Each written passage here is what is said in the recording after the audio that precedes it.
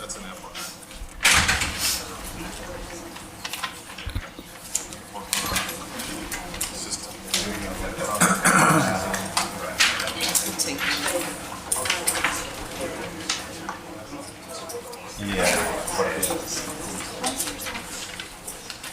Yeah, that would make sense.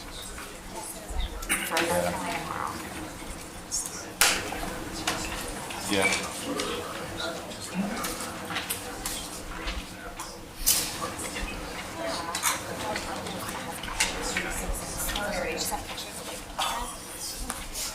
It's gonna be pretty cold when we're there. Yeah, we'll leave tomorrow and come back. There is one. Is it to dry?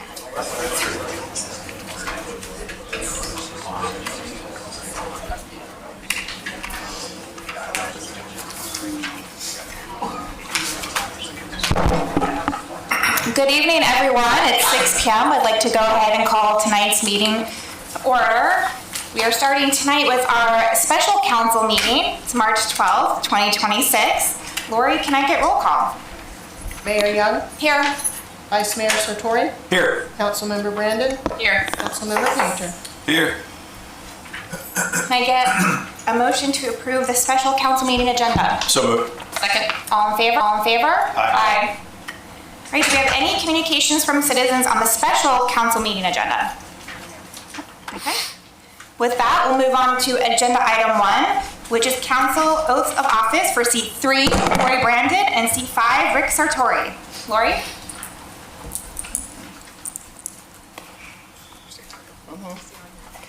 So if you raise your right hand and repeat after me, I state your name, I, Laurie Brandon, do solemnly swear do solemnly swear that I will support, protect, and defend That will Support, protect, and defend protect, and defend the Constitution the Constitution and government of the United States and government of the United States and of the state of Florida and of the state of Florida against all enemies, against all enemies, domestic or foreign, domestic or foreign, and that I will bear true faith, and I will bear true faith, loyalty, and allegiance loyalty, and allegiance to the same, to the same, and that I am entitled to hold office and that I'm entitled to hold office under the Constitution, under the Constitution, and that I will faithfully perform and I will faithfully perform all the duties all the duties of the office of council member of the office of council member, 5. seat 3, on which I am about to enter. on which I'm about to enter. So help me God. So help me God. Thank you. And you have your oaths right here.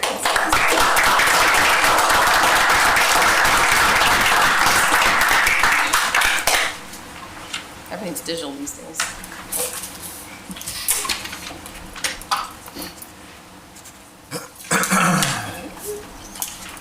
Congratulations, you two. Thank you. All right, before we move on to agenda item 2 and 3, which is a village council reorganization, our village attorney will give us a brief education on the process. So we're going to appoint a person to be mayor and a person to be vice mayor. In that order, we'll do mayor first, vice mayor second, from one of the 4 of you. The way the process works, and you may recall this from past years, somebody can either make a motion, which requires a second, and it'll then be handled as any other motion. It'll be discussed and voted upon on its own. If it passes, then we're done. Alternatively, if somebody wants to make a nomination, you may do so. Nominations do not require a second. However, you can have more than one nomination on the floor at the same time. If there are multiple nominations, they will be voted upon in the order that they were made, and once we have a majority vote on any one nomination, that will end the process for either the mayor or vice mayor. So unless any of you have any questions about the process in general, I would go to agenda item 2 and the seat of village council mayor. Look from the council for either a motion or a nomination. I would like to nominate Mayor Molly Young to remain the mayor for the coming year. Accept that nomination. Thank you. Yes, I do. Are there any other nominations? None for me. No. All right, then we can take a vote on the nomination. All in favor of Molly Young serving as mayor for the next, this will be what, the 2026, 2027 term. Please respond by saying aye. Aye. Are there any opposed? But that carries unanimously. Mayor Young, you are once again the mayor for the village.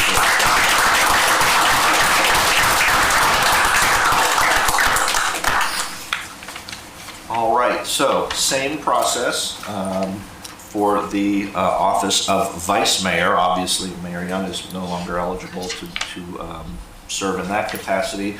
Remaining 3 council members, same thing. I would look for either a nomination or a motion for one of you to serve in the office of vice mayor for the upcoming term. I would like Sorry.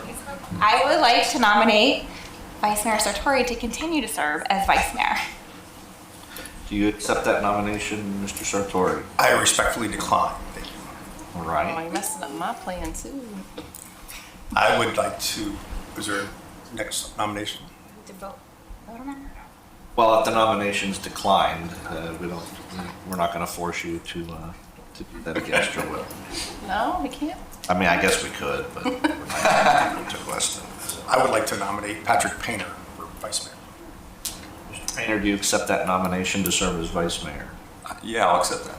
All right. Are there any other nominations? Are there any other nominations for the office of vice mayor? None for me. None for me. Seeing none, then I would call for a vote on the nomination for Mr. Painter to serve as vice mayor. All in favor, please respond by saying aye. Aye. Are there any opposed? Then that carries unanimously. Congratulations, Mr. Yay. Painter.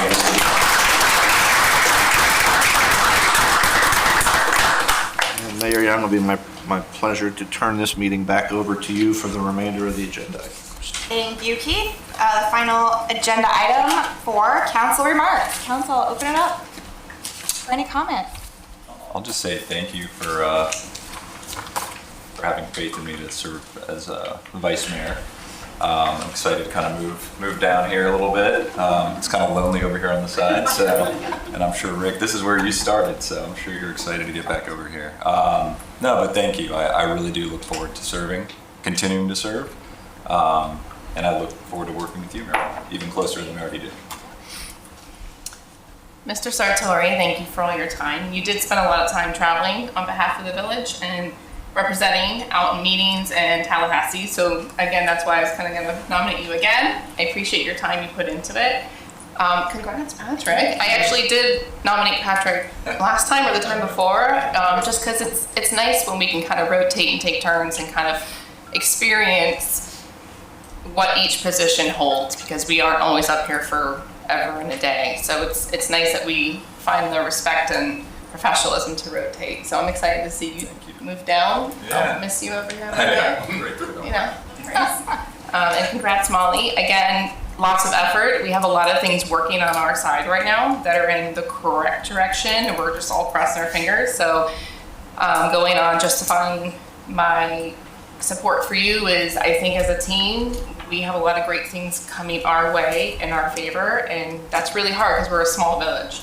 So I think I just wanted to keep on that same track with them. So good luck to another year. Keep on at it.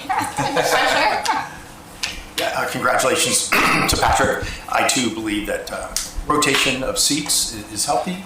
You have to be willing to put yourself out there as Laurie mentioned, I did do quite a bit of representation with Mayor Molly, and I do that because I choose to, and I will continue to do that when I get back to seat 5, to the first seat.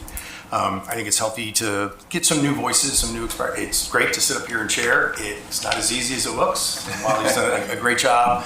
And I've just completed my 3rd year on the council, and I look forward to the next 2. We got a lot of great things going. We've had an amazing team, and I look forward to where we think shake out at the end of the evening. So thank you, and again, to you, Molly, thank you for your service, your commitment to Kyle and Ashton as well. It's a huge commitment for the family, and I know Patrick runs out of every meeting and runs home to say goodnight to the kids, and Laurie leaves work to come here, and I do the same. So thank you to your family and for what you do and your commitment to the village. That's why Tequesta is what it is because I think the commitment of anybody that's ever sat up here before us and the people that will sit up here after us. So. Awesome. Thank you all. I just first want to say congratulations to our incumbents that won their terms unopposed. So to me, that's a huge vote of confidence from our constituents on the job that you're doing. So keep up the good work. Really, congratulations. And I am going to miss you as vice mayor. You have been such an amazing support, especially if I can't be something, you're there. And going to Tallahassee on those trips and stuff, it's just been great working with you closely the past 2 years. And Vice Mayor Painter, I'll get used to saying that. I'm excited to have you sit up here and be part of leadership and support. I know you've been so dedicated to this community since you moved to Tequesta, and you're also very involved with stakeholders outside of the community, which is important. So I look forward to working with you. And just truly, I am forever humbled to be in this seat, and that you guys have the confidence in me to continue to lead, because this will be the 5th year going, which is nothing I ever expected, truly. So, and to be able to represent, all the people that are in this room tonight in our community is so special. It's such an honor, and thank you. Thank you. All right, and with that, can I get a motion to adjourn the special meeting? So moved. Second. All in favor? Aye. All right, now it's 6. Oh, we need to move seats. Yeah.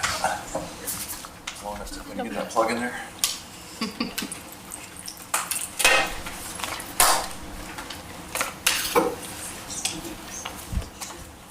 All right.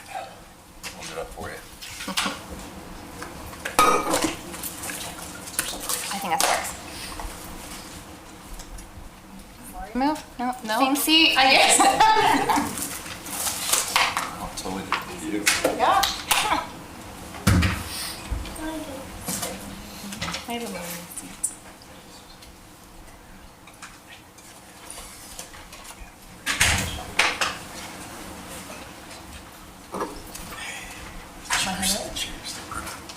This chair is still crooked. We fixed it. It was crooked 3 years ago. It's still crooked.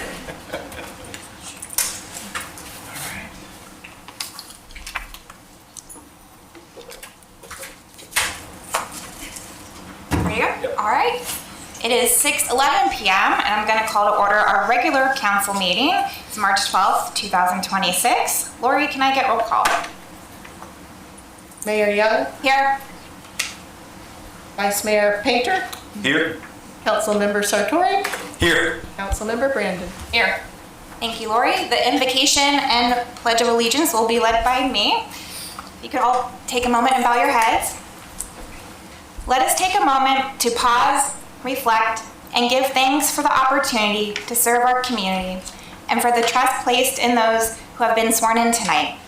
We ask for wisdom, patience, and humility for our council members as they begin this new term. May the discussions that take place here be guided by respect, thoughtful listening, a shared commitment to the well-being of our residents, our businesses, our dedicated staff, and the natural beauty of our coastal home. Help us remember that good governance is built on cooperation, integrity, and service to others. Amen. Amen. If you could please rise for the pledge. Allegiance to the flag of the United States of America and to the republic for which it stands, one nation, under God, indivisible, with liberty and justice for all.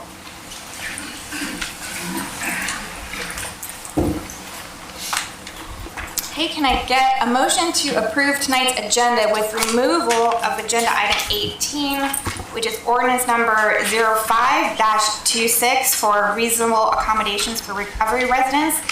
Staff has a little bit more work to do on that one based on council's feedback at our last workshop. So moved. Second. All in favor? Aye. Okay, moving on to our presentations tonight. The first one is a presentation of the Abby Brennan Mayor Award, which I will present. And the Abby Brennan Mayor Award is going to Kimberly Baker Windish. Yeah.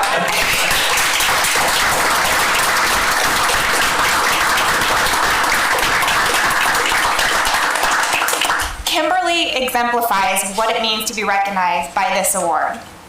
An individual who continually volunteers her time, dedication, and talents to the village of DeQuesta and its citizens. An individual who has shown a willingness to work with DeQuesta residents, who is enthusiastic about the village and its citizens, and who works continually towards the betterment of our community.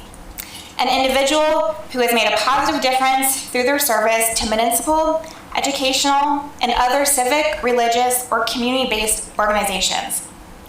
I met Kimberly when I moved home to DeQuesta in 2017.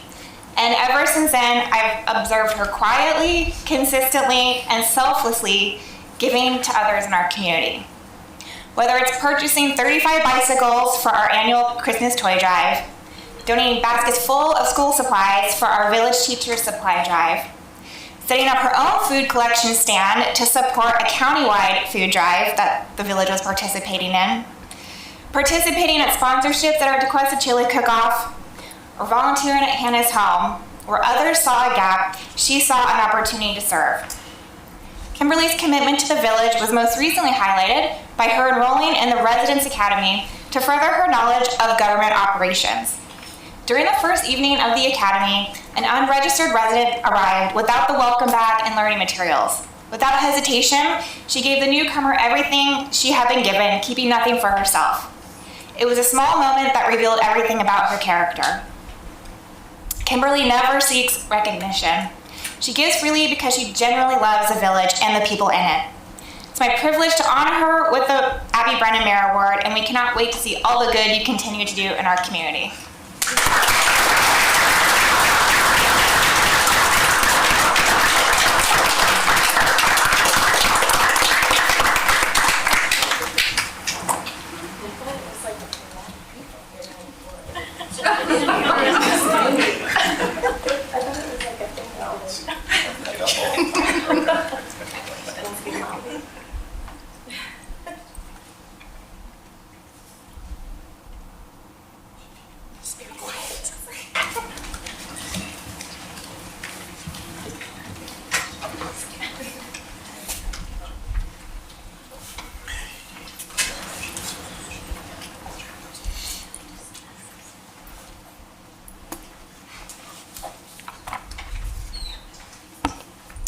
All right, moving on, agenda item 2, proclamation declaring March 2026 as Florida Bicycle Month.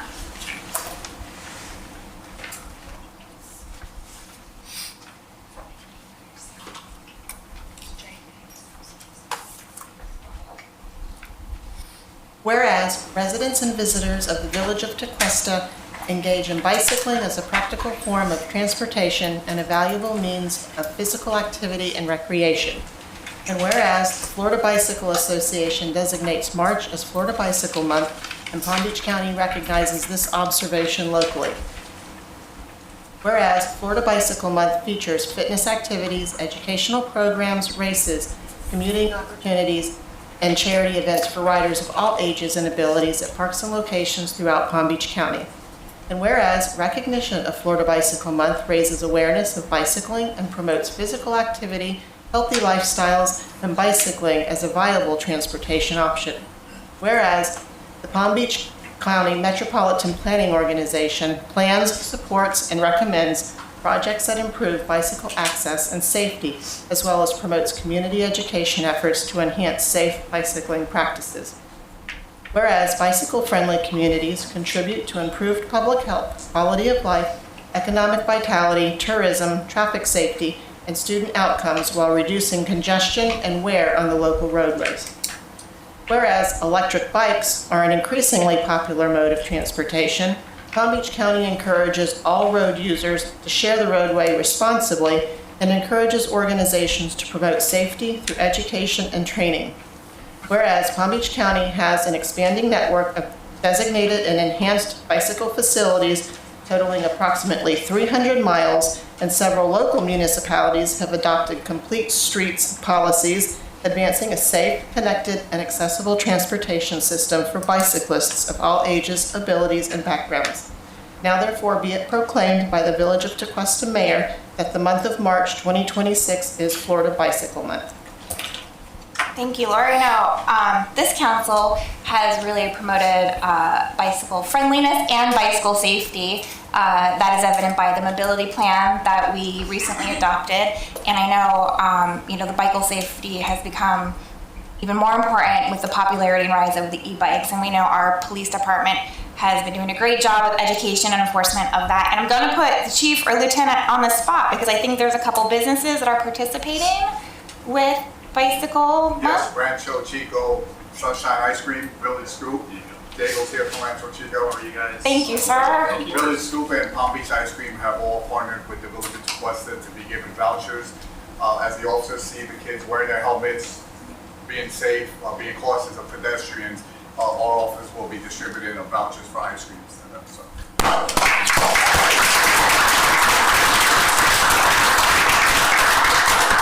I really want to thank the business for participating with this initiative this month. We really appreciate it. I have to say, my mom and daughter were at the Palm Beach Ice Cream this afternoon getting ice cream, and they said they saw some of the officers there getting the vouchers.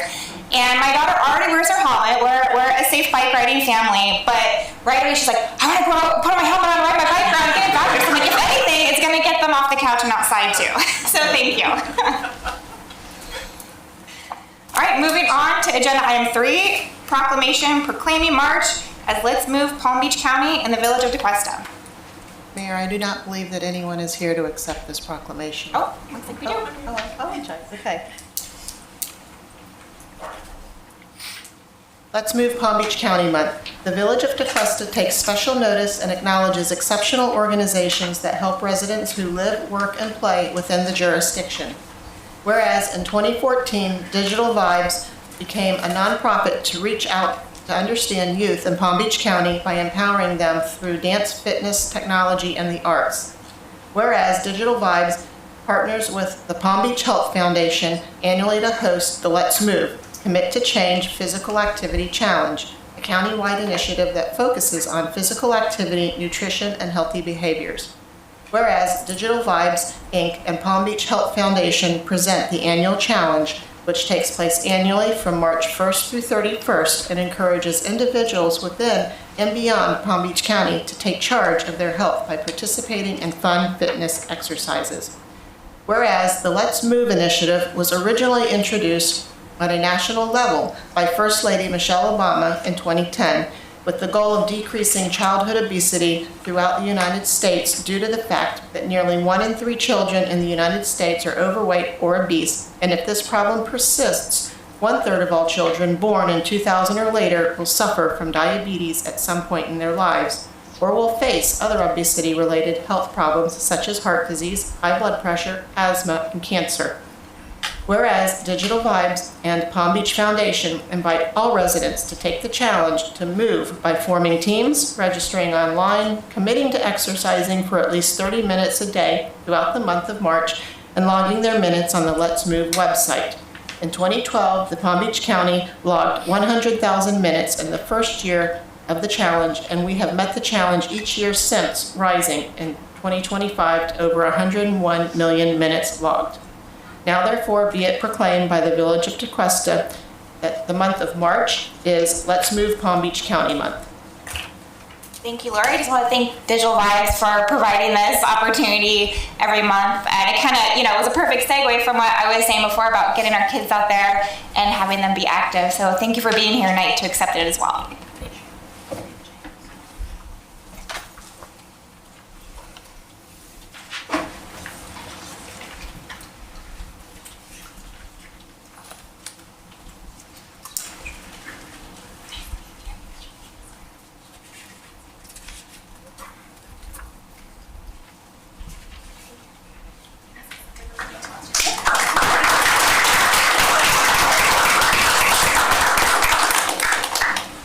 going to be quick, guys. So we are in the middle, almost the middle of March, and we do have the Let's Move March Challenge going on. For the last 5 years, the city of Wellington has taken the throne, and we would love for some friendly competition. So if you all can, please log on to letsmovepbc.org. Please join or request a team, and please log in your minutes, and may the best team or city win. Thank you. Thank you.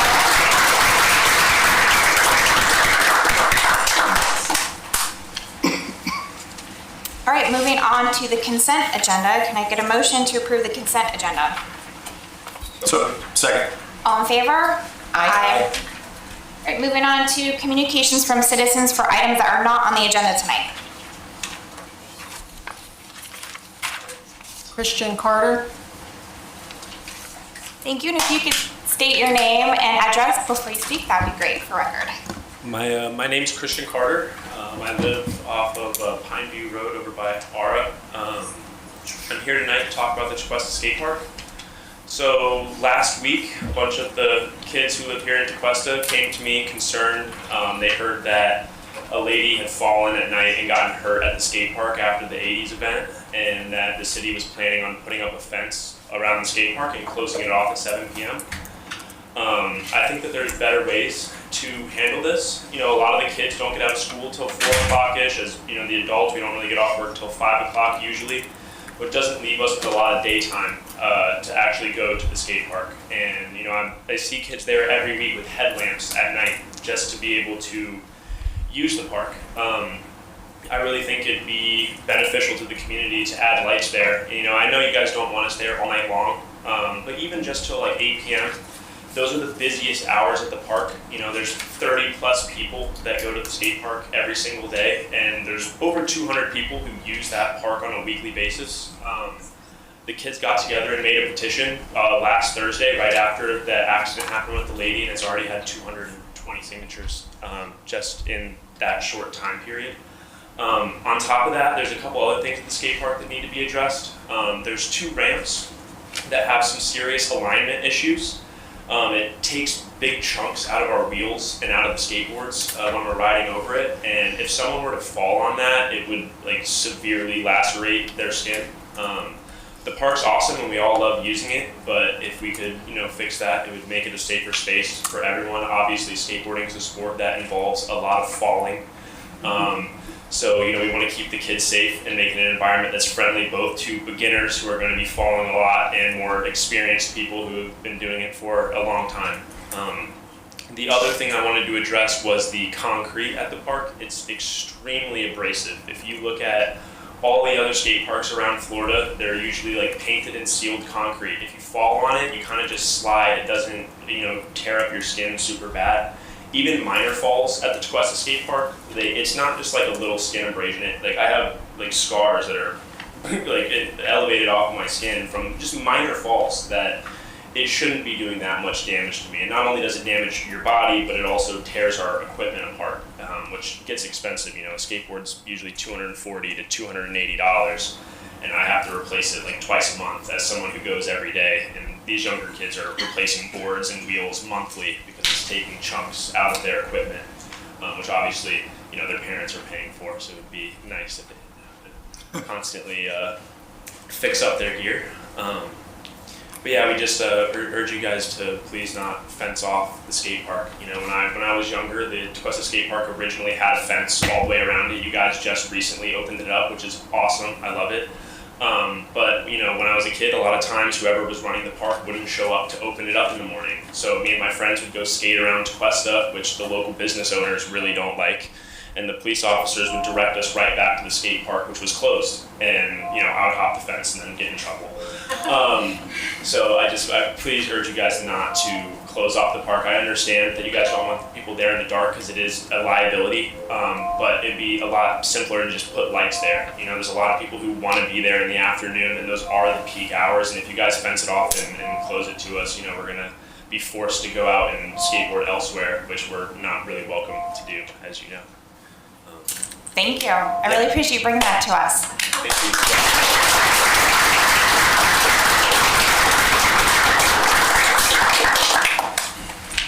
Austin, and I apologize, I cannot read your last name. It's okay. Mayor, if I may, there's that, to my knowledge, and just checking with our Parks Director, there's no discussion, never has been about closing the park or putting a fence around it. So if that helps all you guys, we're unaware of the maintenance issues. If you guys want to send us an email, we can look into those, but there has been no discussion about closing the park and putting a fence around it. You guys can continue with your comments, but just want to step ahead of that if I could. Fantastic, thank you, Mr. Allen. My name's Austin Dezekin. I'm over in Alcoa, Town Center Drive. With that being said, I'm just going to continue with what I had here, bear in mind what he said about the park. Good evening, Mayor and Council members. Thank you for the opportunity to speak tonight. My name is Austin Dezekin. I've been a resident of the area for over 30 years and an avid skater for most of my life. I'm here not to only ask that we keep our local skate park open as an accessible community hub for families, children, teens, and young adults alike, but that we invest in improving it. Skate parks are more than just a place to ride. They are places where community forms. Every day, every afternoon, you'll see kids, teens, young adults gathering, encouraging one another, sharing skills, and building friendships across group ages. In a time when many young people feel isolated, glued to their phones, and stuck on computer games indoors, spaces like this invite the youth and strengthen social fabric of our town and broader society. The physical manner of skateboarding teaches and enhances an individual's proprioception as well as the mental fortitude that goes along with the struggle of constant failure that's involved in the sport. It teaches young minds that perseverance does indeed prevail. And this lesson extends well beyond partaking in an action sport. It finds its way into most every aspect of our lives, from self-understanding and improvement to schooling, continued education, careers, and building a family. The value of a safe and accessible skate park brings to a community is much more than what's perceived at a surface level, which is exactly why many of these young kids here are gathered today, and why more than 200 people have signed a petition for improvements on this park. Key to this conversation is an important safety component. Like mentioned before, some of the ramps and obstacles in the park that are requiring some attention to make sure that there are flush and even fitting surfaces to make skating safely for the community an achievable goal. In conjunction with painting the surface of the park, the rough ground causes premature wear on equipment and poses more potential risks to its users. Outside of daylight savings time, a few lights to ensure visibility during peak hours only contributes to the park's safety. When a city provides a well-designed skate park, it gives skateboarders a place built specifically for the activity. Without it, young riders are naturally moved to sidewalks, parking lots, public plazas, and private property, places that were never designed for skating and often lead to conflicts and injuries. Improving the skate park keeps activity where it belongs in a safe and designated environment. Just as important as safety, skateboarding teaches young people something incredibly valuable: how to manage risk. Skaters learn to assess obstacles, practice repeatedly, fall, get back up, try again. It builds resilience, discipline, and confidence. These are skills that carry far beyond the park. As an expectant father, I seek to continue to use this facility in the future with my son so that he may learn and benefit in the many facets of life, utilizing these lessons and experiences that many of us here today share. Investing in the skate park is not only an investment in our youth, but also our community at broad. Improvements like updated features, better lighting, and regular maintenance would make the space safer, more inclusive, and more welcoming to everyone who uses it and is curious to use it. Having the park fenced off, bear in mind with what he said, for people coming home from work, bringing their children and their friends with them is not an act of safety, but rather an act of restricting access to a safe area designated for this activity and all the benefits that it brings to our society. Skateboarding isn't an outcast or rebellious activity like it once was perceived to be and deemed to be in earlier days. It's recognized as a promoted Olympic event that has shaped many industries adjacent to it, such as fashion, music, TV, and other forms of entertainment. It's a mainstream activity that every day more and more of our youth seek to participate in. By supporting this park, the council's supporting healthy activity, mentorship between generations of riders, and a positive place for young people to belong. It should be open access and inviting to people who use it regularly and those more curious to involve themselves in this society. And making the skate park safer with our outlined proposals will only strengthen and better our local community. Thank you for your time, your consideration, not just keeping our park, but making it a better, safe place for all of us. Thank you. Appreciate you speaking tonight. Thank you. Brian Wood. And I do just want to remind everyone, nope, sir, come on up. The rules of decorum do just allow 3 minutes per public speaker, per citizen speaking. So when you hear that alarm go off, but the 3 minutes is up. Thank you for cooperating. No, you're fine. This is really important. It's great you guys are here to speak to us, but I just want to keep that in mind for courtesy of everyone. All right, good evening, everyone. My name is Brian Wood, and since you're not closing the park anymore, I have to curb my speech. But I'm a licensed mental health counselor, and I've been serving here in Palm Beach County since 2001. I'm a professional artist, and also I've been skateboarding here in Palm Beach County since 1994. And part of the work in the community that I am involved in, I work with organizations at the Army Arts Center, Legal Aid Society. We really help teens, young adults with stress management, with anger issues, substance abuse issues. And through my practice healing art, we've been working on my practice since 2011. We partner with rehab centers around Palm Beach County here in Tequesta, even beyond the region. So the Tequesta Park pretty much is a safe space, and within the safe space, we really want to make sure the environment is safe for the youth and for their families. To mention, I'm also a professional artist. I have a mural in downtown West Palm, which the city commissioned me for. It's over 2,700 square feet, and it's all skateboarding. So since the Gardner's Park has closed, many of the skaters have come here, and unfortunately, there hasn't been resolved for the youth there, and they're idle now. So many people don't want to drive this distance, but the park, we really wanted to make sure it's safe for the community and for their families. As Chris has mentioned, we want to make sure the ground is safe and there's lighting if feasible. I understand everybody's concerned about people doing things after dark. Possibly, if there's somebody can close it in the nighttime, just to make sure that you feel safe and the families feel safe as well. So, just finally, just to close, any improvements will be greatly valued. And I just want to say thank you for your time and for allowing me and us to be here as well. All right. Thank you. Thank you.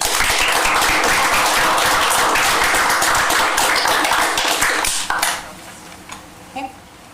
All right. With that, I would first of all truly thank you for bringing this to our attention. I was not aware of the improvements that may be needed at the park, and I think reasonable improvements and safety is always our top priority. So if council is okay with it, I would like to request staff to look into it and get back to us on the comments that we received tonight. And then if it warrants it, we could add it to our strategic workshop for discussion in April. Absolutely. Sure, absolutely. Okay. All right. Thank you. Thank you guys for coming. Comments are spot on. Thank you very much. It's intimidating to speak. So, Christian, you did an amazing job. Thank you. Really good. All right. Moving on to communications from council. Oh, back in the first seat. All right. I just want to say to our amazing staff, thank you for another great event. The 250th, the concert we had on Friday night was amazing, or Saturday. Great community turnout and everything. And I think, again, that's really what makes, one of the things that makes Tequesta very, very special is the community events, the way people come together for that. So thank you again for the great programming that goes on. I received a phone call today on March 29th. We have a great partnership with the American Legion. You're familiar that building is old and tired, and they're patching it together the best they can. They just got an insurance bill, and it's expensive. So they're having a fundraiser on the 29th. It'll be inside, outside. They'll come in for a special event permit. But I just want to throw that out there for anybody that has any connection to the Legion or veterans or supports veterans. Just an amazing organization over there. It's an old building. They're doing the best they can. So March 29th, that'll be great. That's it. Parks and Rec are doing a great job. I very much enjoyed some of the events lately. I did notice all the youth in the room, and we were kind of wondering what you guys were doing here. And one, working with kids myself, I think maybe they were kind of forced to come, maybe for a grade. But kudos to you guys for showing up, because you guys are the next generation. So please never be afraid to be vocal to people who are in charge, like your teachers, your parents, leaders. Secondly, I would fully support looking at your feedback and your comments. And one, I know you guys love this time change, because my kids love this time change. This is where you guys get the 8:30 streetlights go on. I appreciate that, Mayor, that we will maybe add that to the strategic plan, because as we all know, another town removed a skate park, and we can't really compete with the size of Abacoa's, and it's not a dying art/sport, because even the Olympics has picked it up. Even Tony Hawk made an appearance at the ballet company in California, and they built him a ramp for it, and he wore a costume and everything. But again, just appreciate you as well, who help guide our youth, and you guys coming in and spending some time with us, and good job speaking. Yeah. Another thing, with our village coming into spring, I know I've talked to staff, or at least Mr. Allen, about helping educate residents that certain landscaping will be coming soon, such as like sod and plants will recover and stuff. So I've gotten feedback that some landscaping in the area looks a little dead, you know, for lack of better words. But even the University of Florida Agriculture Department says just be patient. So if everyone just be patient, you know, Mother Nature will do her thing and bring our village back to life soon. That's it. Yeah, I just want to give a big attaboy to Parks and Rec also. I don't know if Greg's here or anybody in Parks, but the events just keep getting better. The creativity behind the events, it's just awesome. And with that, I had the honor of, I think it was last week or the week before, I can't remember now, but I got to open up the Residence Academy when Parks and Rec was hosting with finance as well as utilities. And we just want to say awesome to look out. And it's a packed group, way bigger than I think the class I had, or at least it seemed like that. But also just want to encourage anyone who might be interested in the Village Resident Program or Resident Academy Program to look into it. I think it's a great program that I want to keep alive. I know last year we couldn't have it. I don't know if it was attendance-wise, but glad to see that there's so many people back. And yeah, way to go, guys. Way to come out and speak your mind. And we don't always hear about everything up here. I think I didn't even know that there were maintenance issues there, and I assure you we will look into it and just appreciate you coming out and letting us know. I'm going to piggyback off the Residence Academy. So the final class was last night. So I think it's 24 graduated. They received their certificate of completion, and I love the last class because I selfishly get to ask them a question. And last night I asked what their most surprising thing that they learned that the government did that they just truly had no idea. And a lot of the feedback was aligned, and it was, what I say a lot up here is we're small but mighty. Like, they were very impressed with how much our staff do and the reach of our services, like especially the water utility. So it was really great to participate, and I just want to thank all of the staff that were involved for putting on another great fourth, I think it was our fourth, right, Residence Academy, because I know that's a lot of extra work and time out of all the stuff that's in this room. That's extra work and time on top of your standard duties, so thank you very much for doing that. And I want two more things I want to say. I attended the Florida Department of Emergency Management Senior Officials training with Chief McLaughlin and Jeremy, and it was pretty well attended. It was down at the county EOC. The director, is it Kevin? His name? Yeah, he was leading the class, and it was a really great refresher on some stuff that we already know with emergency management, and not just hurricanes. They talked about other types of emergencies and issues. So I hope they do another one of those again next year. I know there's always learning more stuff, and new protocols and techniques are coming out. So I was really excited to be able to join that. And the last thing, and I know she's not going to be happy with me because she does not like attention, but I could not let this meeting end without recognizing our longtime HR director, Marlene Reed, who is officially retiring on April 1st. So Marlene, I know, I'm sorry, I had to do it. Marlene Reed has been a devoted leader helping shape this village for almost 20 years. Her professionalism, creativity, and care for her colleagues in our community will leave a lasting imprint that cannot be matched. On top of her very important standard human resource professional duties, her drive to make DeQuesta the very best place to be includes creating smoke signals, creating International Employee Day to recognize each employee, ensuring access to the best supplemental retirement savings program, creating the Rainy Day Savings Fund, researching and implementing Bamboo HR, creating our beloved Halloween pumpkin carving and costume contest, and truly the list goes on. I can't list everything here tonight. Marlene, you cultivated a safe environment to work in and a culture where everyone wants to be. You championed the financial well-being of your colleagues, modernized our systems, built traditions that brought us together, continuously fought to protect our employees, and were always that smiling face welcoming everyone through your office door. For that, we will always be grateful. Your legacy here will never, ever be forgotten. We will miss you dearly, but we are truly so happy for you in this next chapter in your life. So congratulations on your retirement, and please don't be a stranger. We'd still like to see you here once in a while.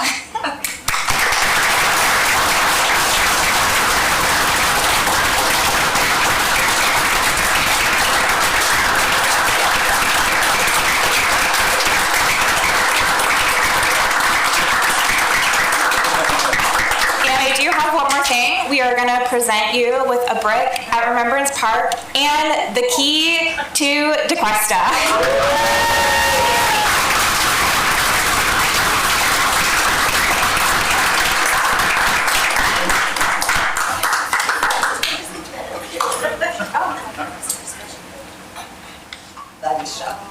I'm surprised. Rick?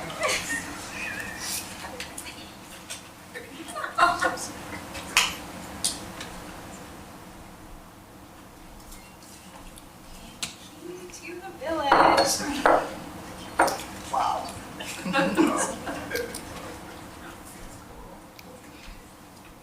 Thank you.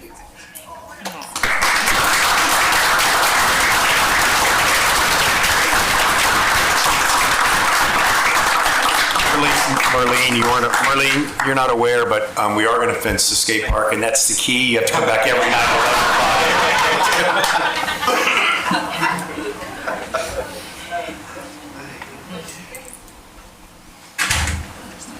11:05. Council, would you like to say anything to Marlene? Just, Marlene, thank you.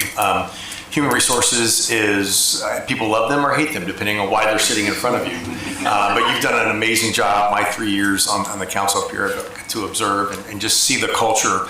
And has been expressed this evening, we're a small village, only in demographics, square miles in residents. The quality of the staff that we have and that continue to be here to serve our residents, I think it's a testament to the culture that human resources set. So thank you. Yeah, our staff is actually, most of it is dedicated, except for when we have someone retiring, we have to find someone to fill that spot. So this is no surprise.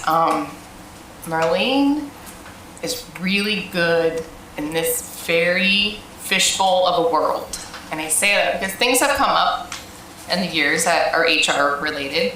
She's great at privacy, she's great at respect and professionalism, and she's great at working with council. No matter, I've gone through a couple of different council members up here, and she's great at working with each one of us and keeping things very fair. So all I can do is hats off to you. You've left some big shoes to fill. Well, thank you, Marlene, for serving our community for, 20 years that's impressive anywhere. But you're a perfect example of the staff, the awesome staff we have here. Obviously super sad to see you leave, but we have a great replacement behind you. And best of luck on your future endeavors. I know you got some plans. And like Mayor Molly said, just don't be a stranger. And I'm sure that key goes to something. I don't know if it's skate park, but... We're moving on to our standing reports. Village Attorney. Thank you, Mayor. So, congratulations, Mayor, Vice Mayor, Council. Congratulations, Marlene. I'm very jealous. I'm not that far behind you. I got a little more time in front of me, but congratulations. It's been a pleasure working with you. I think I've been here almost as long as you have. So, for the council, a couple of lawsuits that have been sitting around out there for a long time. The Form 1 lawsuit, there's been no movement on that.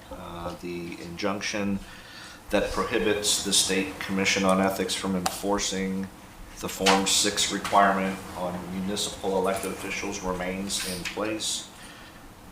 Both the federal and the state lawsuits have been, I guess you would say, put on administrative hold by both judges. And summary judgment motions have been filed, but we're all just sort of waiting for the courts to enter orders. So no change, you're still Form 1 filers at this time for your financial disclosure. The other two lawsuits that are still out there and moving forward slowly, there have been two lawsuits filed, you may recall it, challenging the legality of Senate Bill 180 from the 2024 legislative session. They're both, so there's two. There's one that was filed by 1,000 Friends of Florida, as well as an individual that's up in Orange County. That one actually has a pending motion to dismiss. The state filed a motion to dismiss against 1,000 Friends of Florida, alleging they did not have standing in the first place, which would leave the individual person from Orange County as the sole plaintiff in that case. The other case is the one that was filed by the Coalition of Local Governments. Both lawsuits allege similar things in terms of the overreach of Senate Bill 180, but they're both out there still either in that waiting for the court to rule on the motion and dismiss, or they're both in the discovery stage. So, and we also had possibility of some legislative reform on that this year with Senate Bill 840.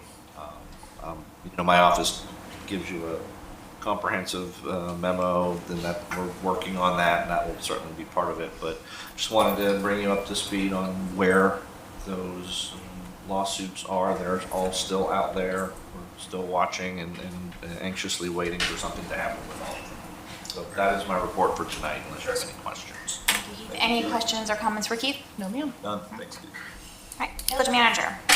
Thank you, Mayor. I tricked Marlene into coming tonight because she told me that I could not recognize her, I could not celebrate her, which I did not in the month of May. But I tricked Marlene to come to introduce our new incoming HR director. So I'd ask Marlene to come to the podium and introduce her.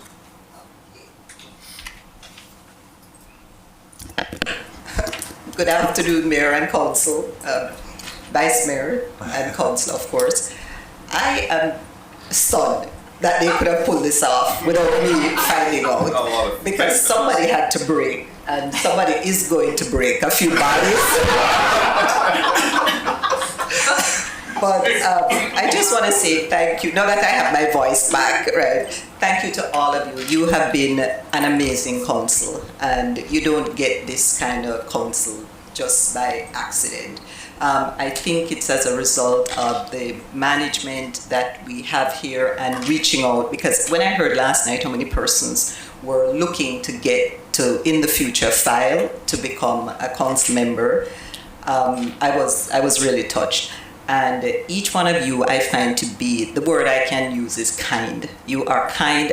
Sometimes you've been here for many years and you watch, you're almost afraid to go up to say anything, because you know that some words are going to hit you that, or just try to stump you. I've never seen any of you attempt, so you're just happy to come up and to present. Okay, so before I even introduce Catherine, I will say that when we interviewed her, some of the things that stuck with me as she talked about why she wanted to be in Tequesta. She used the word respect and value and seeing employees. And that made a huge difference to the committee who was seeking to bring on the new director. So today I am pleased to introduce Catherine Ranieri, my successor, of course, for the position of Director, HR Risk Management.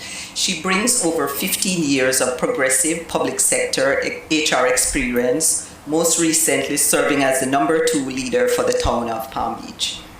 Throughout her career, Catherine has developed extensive expertise in recruitment and retention, compensation and classification, employee relations, and HR information systems. She has worked closely with executive leadership to support organizational strategy and policy development while administering HR programs for approximately 350 employees. She holds a master's in political science from the University of South Florida and a bachelor's in political science from FAU and certification in HR compensation and benefits. We're very, very happy to welcome Catherine to the village of Tequesta and look forward to her leadership, experience, and the positive energy that she will bring to our organization. Thank you.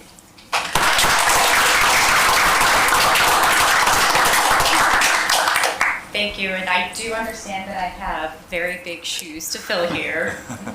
Merlene has been a very big contributor, not only here at the village, but to the directors throughout Palm Beach County. So she brings a lot of information from the village and contributes throughout the county to our director meetings with the policies and practices that she shares throughout with the town of Palm Beach as well.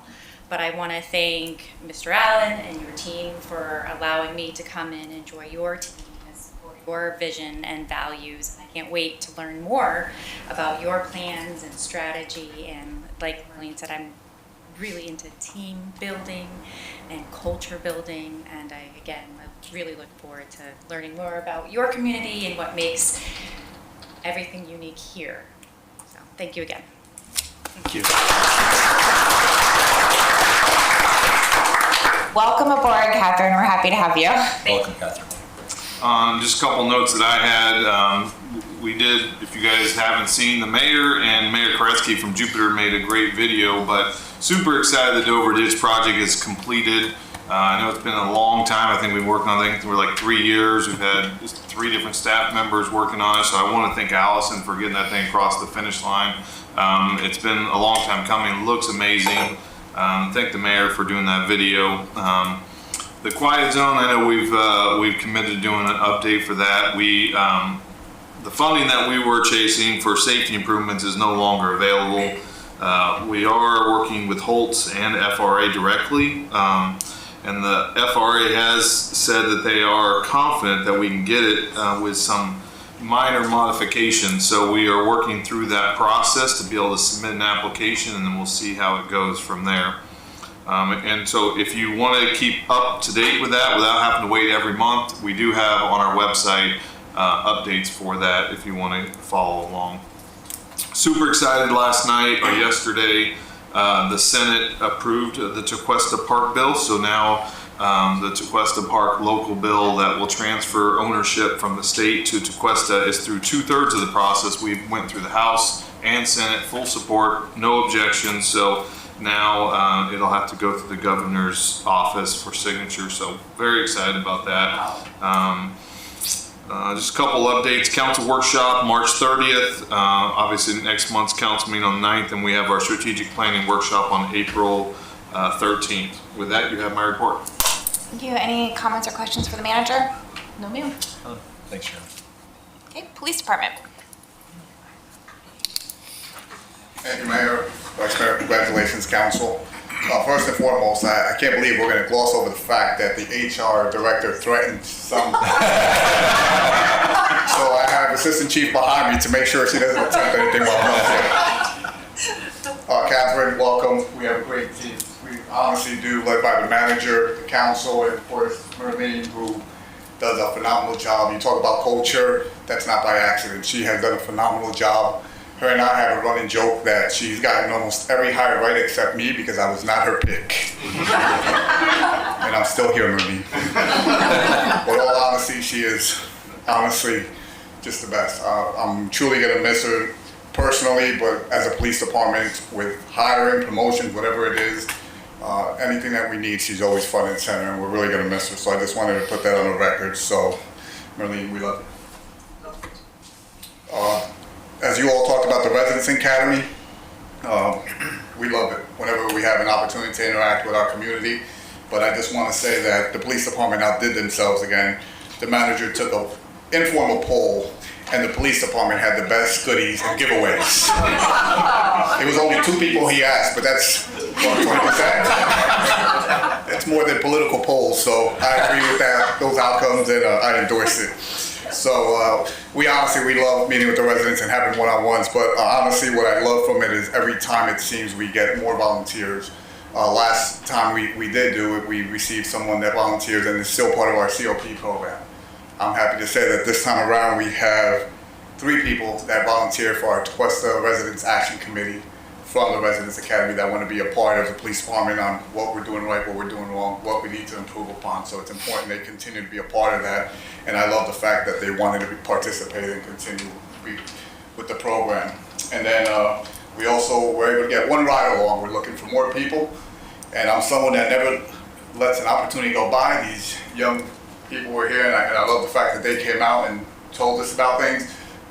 Kurt actually told me, he says he's encountered a lot of these young kids. They're very respectful. Whenever they do have to leave, they're always respectful. So, I wanted to commend them, even though they're not here. And of course, I asked Kurt, we also have an Explorers program if any of them want to join as well. So hopefully we get one or two from that. But other than that, the Bike Safety Initiative, Mayor, like you said, I want to thank our 3 local ice cream shops that, stepped up front and center. And honestly, we're looking forward to that. To date, so far, we've given out 5 vouchers. So I'm sure at some point we will see your daughter or everyone else's daughter. So thank you all. And again, thank you, Marlene, for building a great culture. And Jeremy, obviously, leading the way. So thank you. Thanks, Chief. Any comments or questions for the chief? Question for the chief. I work for the sheriff's department, and yesterday we had a half-a-day regional defense security task force meeting. In the summer we have FIFA coming in, and they're going to be actually practicing as close as Palm Beach Gardens. Ronaldo, one of the most famous soccer players in the world, will be in northern Palm Beach County. Next year we have the G20, which our president is expanded to the G40. So all of South Florida, from Doral up to Mar-a-Lago, and there will be 40 heads of state throughout Palm Beach County, and they're not all going to stay in one place. So I'm sure it'll make its way to you. But one concern that they had, and I know that you guys that were active with it, but is rail safety. And the opportunity for bad people to do bad things to good people on that rail system. And I just don't know, is that something that we do on a regular basis? Are we in communication with the FRA on rail safety and what's happening with rail systems around the United States, just to know what's happening in other part of the country? Because all eyes will be on South Florida, and we are part of South Florida. We're the very northern end of that region. But because of TWESTA, there will be heads of state in our market, and you never know what can happen, especially with the slow-moving freight trains. Is there anything that we do on a regular basis? So during the Chiefs Association meeting, things like this kind of come up that we discuss, and obviously we have mutual aid with all Palm Beach County agencies. So I'm sure when they come to the gardens, I'm sure they'll be reaching out to us, as well as even PBSO when the president is in town. So they haven't ramped up yet, the conversations as much. I'm sure as we get a little closer, the conversations will start happening a lot more. Just want to get it on your radar to be listening to that, because it's going to be a big push from the law enforcement agency. Just things that I do where we live. Thank you. Thanks, Chief. All right, Fire Department.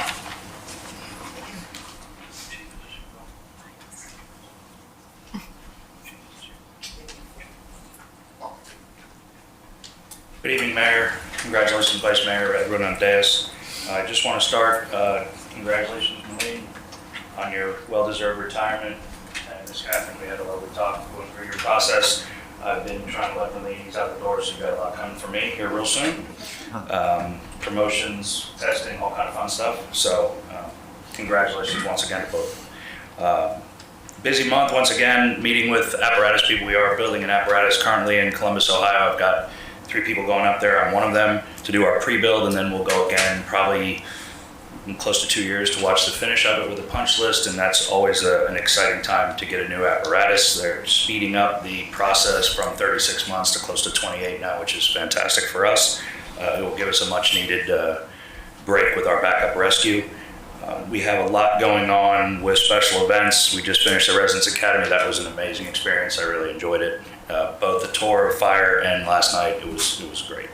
So never done anything like that before, so I really did like it.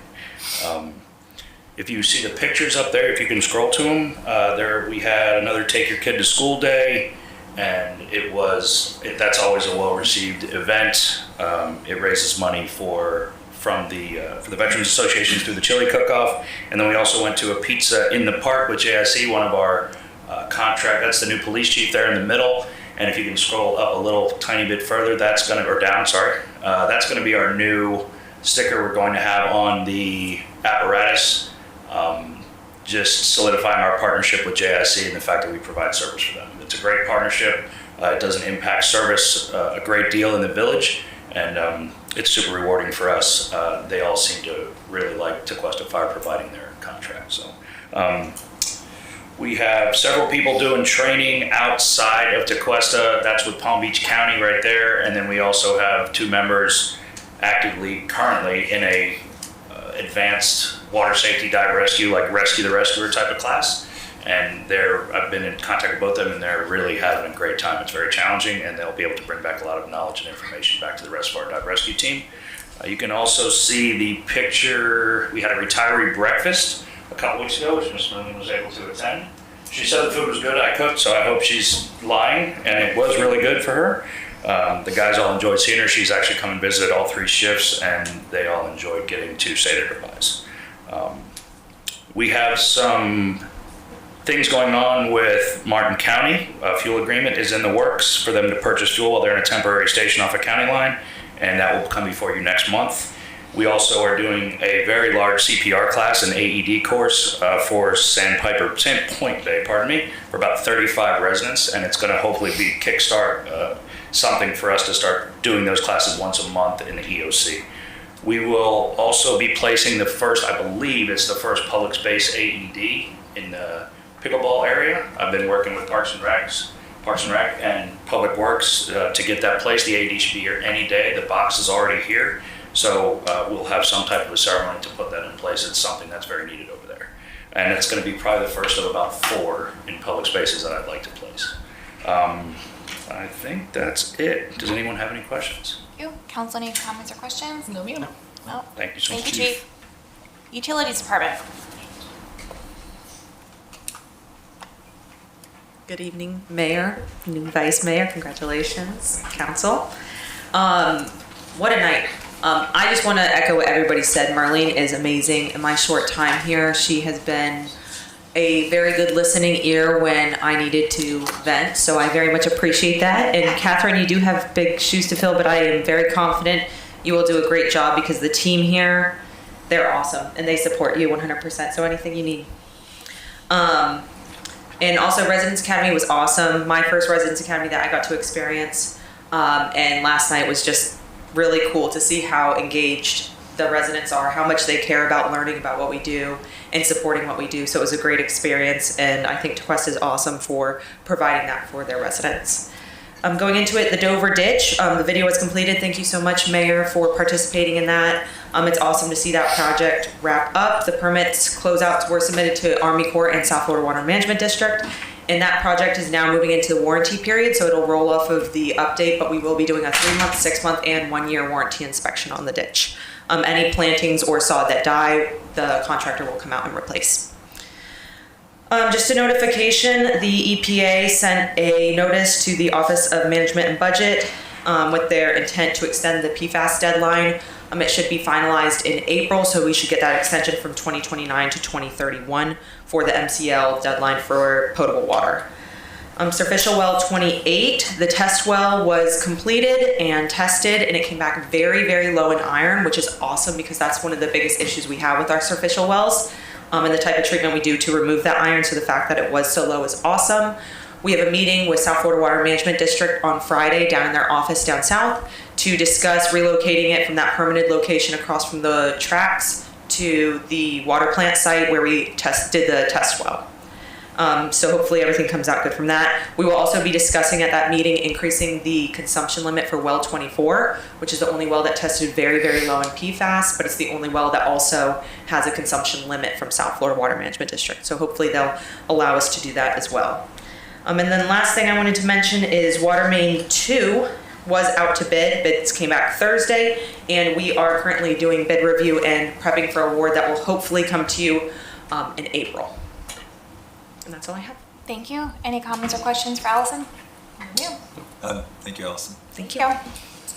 Marlene, just in case you haven't found out, we don't have strategic planning tonight, so you don't have to stay for the whole meeting. I was just about to. Catherine does. All right, on to the regular agenda. Old business, agenda item 14, ordinance number 01-26, second reading of an ordinance amending the General Employees Pension Trust Fund. Thank you, Mayor. Ordinance 0126, ordinance of the Village Council, Village of Tequesta, Florida, amending the Code of Ordinances at Chapter 2, Administration, Section 261, Pension Trust Funds, Exhibit A, General Employee Pension Trust Fund, Section 24, Military Service prior to employment by expanding the enrollment opportunity for participation in the purchase of this credit, providing each and every other section, subsection, Chapter 2 shall remain in full force and effect as previously adopted, providing conflicts clause, severability clause, authority to codify an effective date, and for other purposes. You have two versions of the ordinance in your backup. The original version from first reading, which contains language that is consistent with other pension plan language in the village that would require the member to not only purchase the benefit, but also pay for the actuarial study and other administrative support that goes with that. The second version was based on council discussion at first reading, which changes the language to state that while the member would have to purchase the benefit, the plan or the village would cover the cost of the the service that goes, it's required to, the actuarial service that's required to do that. So you have both versions based on the motion that was made and the subsequent research that we did in terms of comparing to all of our other pension plans. We put both before you so that you can see both language and give us better direction on second reading on what you want to do. Thank you. Jeremy, do you have anything else you want to add? No, I mean, I think Keith kind of covered it. There was discussion and staff vowed to go back and research it. You guys have got it. I think I've sent an email to all of council as well. I mean, we can answer any questions you have. Thank you. Council? Yeah, so we have two versions here, and one, they both say that the village will cover the cost of the actuarial study. So the original language that we brought you said that the employee is responsible, which is consistent with any of the pensions that I've researched, including our public safety pension. The version and the motion that was made at that meeting was for the village or the pension to cover that actuarial study. And so that's opposite of what we did, but that was the motion that was made. So that is what we brought back to you because that was what the motion. I don't know if that was the intent. That's for you guys to discuss, but I don't believe that was the intent because there was discussion at that meeting about matching the pensions language. As I stated, and I did vote for the motion that is now what has been presented and prepared for us. But my objective is to make sure that both pensions, when it comes to changing and any actuarial study, that it doesn't impact the value of the fund. Because we need our objectives always remain 100% funded on that, and be it $2,500 or $3,000, whatever it is, it's not a benefit for everybody. So I don't think that everybody should bear the cost of the actuarial study. So I'm in favor that it should be that the individual applicant for this special exception should bear the cost of that, because not everybody else should bear the cost of something that they don't have the benefit of enjoying. So that's it's consistent with what I said in the last meeting, although I did vote for the motion because knowing that we discussed it again. But I would like us to see that that when it comes to this type of policy of incurring expenses against the fund for one person, I don't think that's proper for the fund to share those expenses. That's just kind of where I stand on this. Since last meeting, I have had discussions, and I asked for what other municipalities or pensions are doing this. I still have yet to kind of receive another example, so it's kind of hard for me to be the first person to do it, first group. Secondly, I have heard in the past, before this was even in front of us last meeting, I've never heard a negative feedback from someone that was paying out of their own pocket for the actuary fund I've never heard negative feedback that they minded doing that because of what they're getting back. So I'm okay with the original version where the applicant pays for the actuary cost, just based on history of it's very limited of who's doing it, and I have not heard negative feedback that they mind paying that based on what they get back. And also, I don't think we necessarily need to be the first one to be covering all those costs. That's it. So, okay, just to confirm, the one that appears first in the agenda is the original. Okay, got it. The yellow highlight. No. The first, the revised, yeah. Okay, the yellow. Okay, so okay. Yeah, I mean, it makes sense to me. I don't know a ton about pensions, admittedly, but the reasoning behind Councilmember Sartory, that not everyone shares in the benefit, and I also don't know what the exact cost is for the actuarial study, but it would seem to me that it would make sense for the individual to cover it. But again, that's just based on my very, very limited knowledge of pensions and how these generally work anyway. So yeah, I'll leave it there for now. Okay.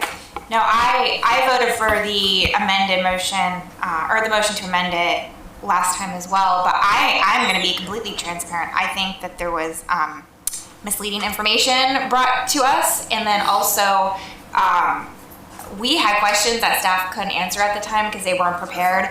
And I know I said I was under the impression that we did offer that in the public safety pension, and I was like, well, they should be the same. That was what I was voting for at the first time, because I was under the impression that then it would match the public safety pension. So since the public safety pension doesn't have that, I don't think this should either.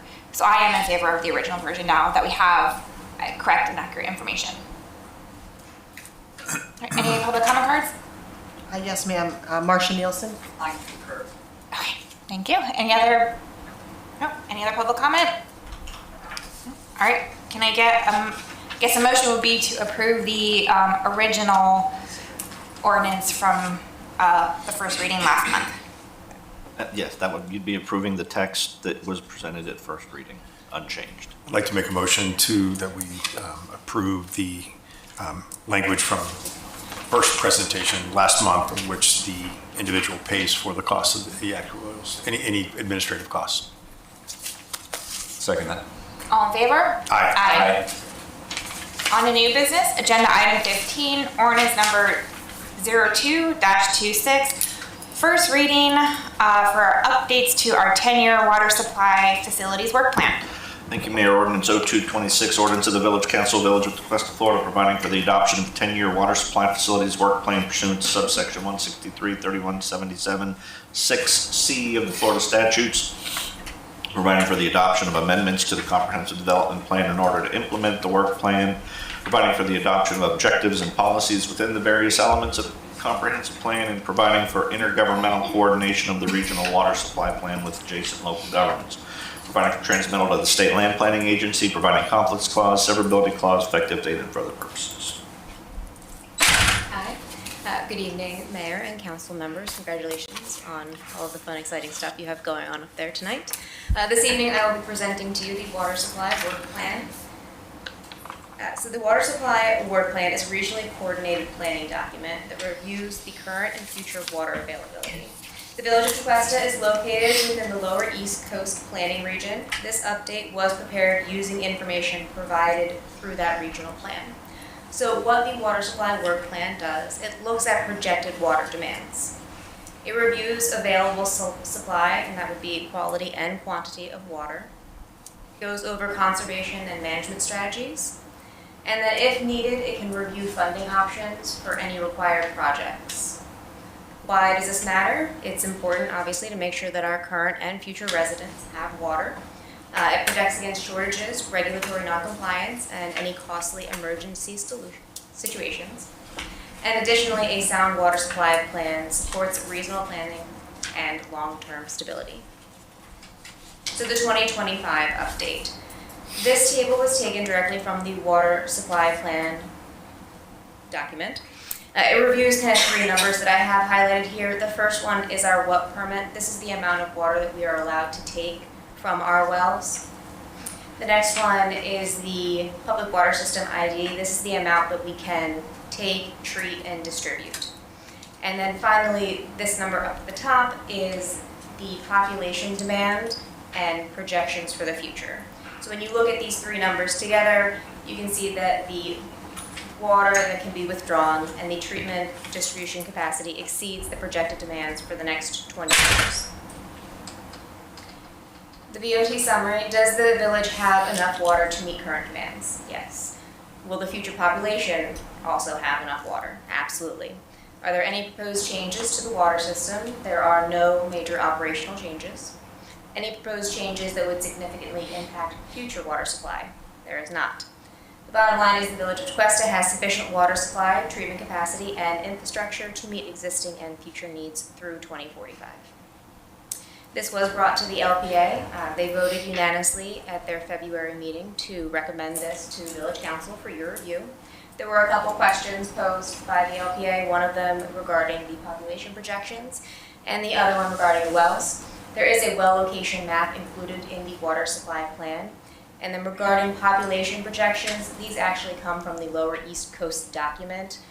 They work together with Beaver to give projections. We use those numbers for consistency across the region. Adoption by ordinance and comprehensive plan updates. The last water supply work plan that we did was in 2020. They adopted this by They adopted this as a standalone document into the comprehensive plan.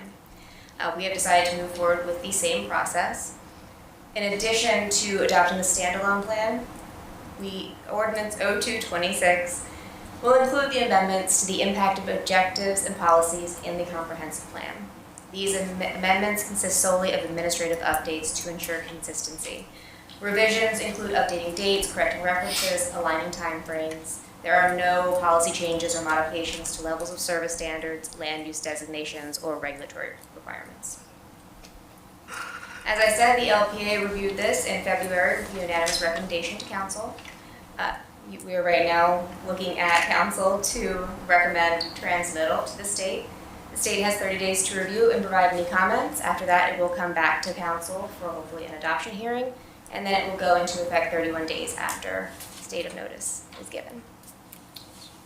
Thank you very much. Thank you, Meg. Council, comments, questions? Thank you for this. I think one of the most fascinating things about being on this council is that we have our own water and utilities department. And we talk about water all the time and the importance of it. And I see it more and more. I think it's great. I didn't realize that this is required for us to have. It's fascinating to go through it. A great opportunity going forward. I will be on the Palm Beach County Water Resource Task Force. So have another look at so that's water everywhere. Right? And thanks for making sure that we have enough to drink. So thank you. No questions in particular. Again, I'm happy with the direction we're going. While I follow other municipalities that have issues with their own water, also those large data centers that are causing water questions, and I'm just pleased that we're moving in a positive direction with a plan with multiple years out. Yeah, no, thank you. That was, I really appreciate the summary and the process. That made that extremely easy to follow. But yeah, also kind of just to piggyback on what Councilmember Sartory said, and I said this at our Residents Academy session 2 weeks ago that Water Utilities was a part of. I mean, I don't know if every resident fully understands or appreciates. I certainly didn't until I did Residents Academy and got more involved with our local government here. But how unique it is that we, not only do we, for a village of 6,000, give or take, that we have our own police, fire, but to have our own water utilities is like, I mean, it's almost unheard of for a village of our size to have all that going on. So it's extremely important. I know if one day we all turned our faucets and nothing came out, we would understand how truly important that is. But I just really appreciate all the work y'all do, and I mean, I fully recommend bringing this to the state. So. Thank you. A couple minor questions. It says that the LEC plan was, updated and approved by South Florida Water Management. district establishing a compliance deadline of March 23rd, 2026. Is that our deadline to get this approved, or is that a compliance deadline for someone other than DeQuesta? Perfect world scenario, that would be us having everything into the state. They do act on, like, they know that we are working on this. I have already communicated with them, so. Does that answer your question? So we're not gonna get it in by because we have to do second reading still, right? Okay, so I just want to, I'm not sure why this is so late, but I know with our recovery residence ordinance, I think that came to us right at the deadline too, and we didn't have time to talk about it, hence why after the first year, after we had to comply, we're still messing around with the ordinance. So I would just request, if it's possible, to give council like an extra month in advance in case we have any questions, just to make sure that we're not missing deadlines or that we're pressured to approve something to meet a deadline and not have to discuss it again after the fact. I mean, worst case, yes, we can do that, but preferred method would be what I just said. I understand. And then, let me see, on, whoops.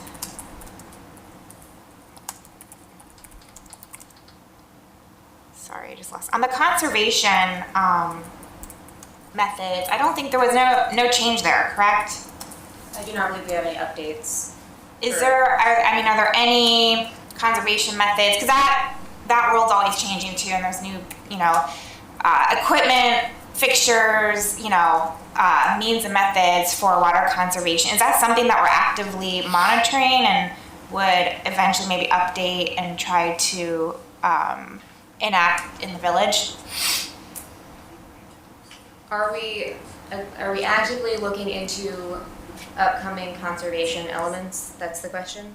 I'm sure. Yeah, maybe Allison, I don't know if she wants to answer, because I just noticed that that wasn't updated at all, I don't think. And I just, that industry is very innovative and always coming up with new conservation methods as well.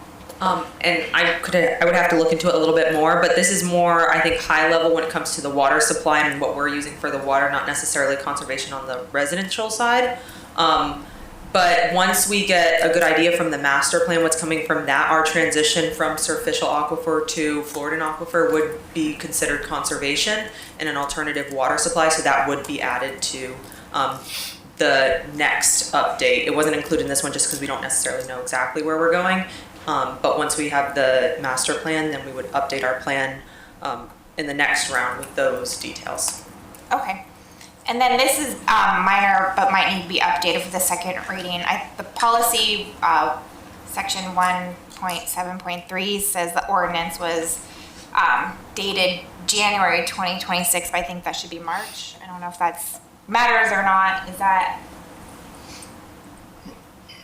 again, just a minor detail that if we could just clean it up for second reading. I can look into it and clean it up if. Okay, is there any public comment? Nope, any public comment? All right, council, is there a motion? So moved. Second. All in favor? Aye. Thank you. Thank you. Ordinance number 16, our agenda item 16, ordinance number 03-26, which is a first reading with just some various amendments that Jay was working on throughout our code. Thank you, Mayor. Ordinance 0326, ordinance of the Village Council, Village of DeQuesta, Florida, amending Chapter 14, Building and Building Regulations, providing multiple recommended building and building regulation code updates, amending Chapter 14 at Article 1 in general to modify construction work hours. At Article 4, creating a new green building incentive program. At Article 8, construction site maintenance requiring temporary construction site fencing. Providing that each and every other section, subsection, Chapter 14 shall remain in full force and effect as previously adopted. Providing conflicts clause, severability clause, authority to codify effective date and for other purposes. Thank you, Keith. Jay? Good evening, Jay Hupsch. So this came to you at your workshop last week. I know you weren't there in Sartory, so feel free to jump in if you have any questions, but I'll kind of try and fly through it a little bit. It's part of a series of code updates that we're making. Because there are so many updates, we've split it up into kind of two different groups. So you'll see 2 tonight, and you'll see probably 4 more come to you in the future. And Keith wanted to do that so that the PZB and the village council wasn't, overburdened with having 6 planning and zoning ordinances in one night. So I think that was a good strategy. The first one being changed is hours of construction. So when you modified the hours of construction last year, there was a cross-reference to that in another section of the code that we just didn't catch. So it's just cleaning that up, making sure it's consistent and has those new hours of construction. The other one is green building incentives. So this is something that was workshopped with council last year. It's gone through the EAC quite a bit, and it's one of their big priorities is creating green building incentives. Common green building incentives that municipalities offer are property tax abatements or exemptions, expedited permitting, reduction of permit fees, grants or rebates, density bonuses, height bonuses.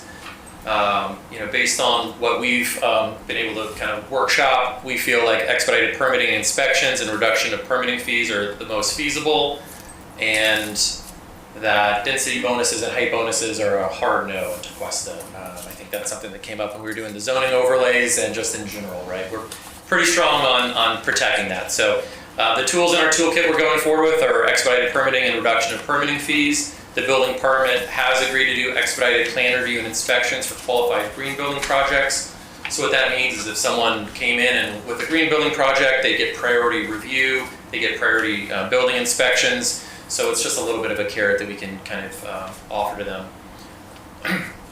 The other thing is a reduction of permitting fees. So we looked at what the certification costs are, and so LEED is kind of the gold standard of certifications, and it is the most expensive.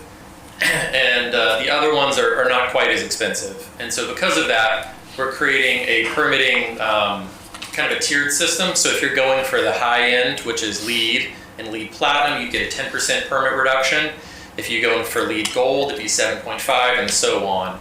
And the Florida Green Building Coalition and National Green Building Standards are less than LEED because the cost to do it isn't as high, and the cost to get certified isn't as high, right? You're doing a lot of high-end stuff, a lot of expensive things to get LEED certified. And so we think that this is kind of an equitable way to offer the incentives, kind of based on the quality of the incentive program. The certification program. Another one is construction site requirements. So our building department has a construction site policy. They hand it out whenever anyone's doing new construction. And it has several requirements, kind of best practices in there. It requires a temporary construction fence. It requires all construction activities to take place inside of a fence, like dumpsters and storage of materials. It requires a silt fence, which is really good for protecting our waterways. However, it's not codified. So if someone was in violation of this, we wouldn't technically have a mechanism to take them to code enforcement. Fortunately, Wayne does a great job of enforcing this and getting people to comply. But when we were looking at updating the code, it just makes sense to codify it. So if there was ever a violation, we would be able to take them through the code enforcement process in the special magistrate. This went to the Planning and Zoning Board at their last meeting. They voted 5-0 to recommend approval to Village Council. Thank you, Jay. Council, any discussion? Just thanks to Jay for clarifying a lot of this, and to P&Z, for the LPA for reviewing, and for, I read in the staff backup, this is also an EAC initiative, and that's a great group that we have that kind of helps steer the ship here, so thank you. No more questions. None, thank you, Jay. I'm good. Any public comment? No. Any public comment? All right, is there a motion to approve? So moved. Second. All in favor? Aye. Agenda item 17, ordinance number 04-26 is some additional amendments that Jay is bringing to us. Thank you, Mayor. Ordinance 04-26, ordinance of the Village Council, Village of Tequesta, Florida, amending Chapter 22, Community Development, providing multiple recommended community development code updates, amending Chapter 22 at Article 2, Community Appearance, Section 2253, Powers and Duties, adding special exception review to the Planning and Zoning Board responsibility at Section 2255, authorizing notice to be published on the village's public notice board, providing that each and every other section, subsection, Chapter 22 shall remain in full force and effect as previously adopted, providing conflicts clause, severability clause, authority to codify effective date, and for other purposes.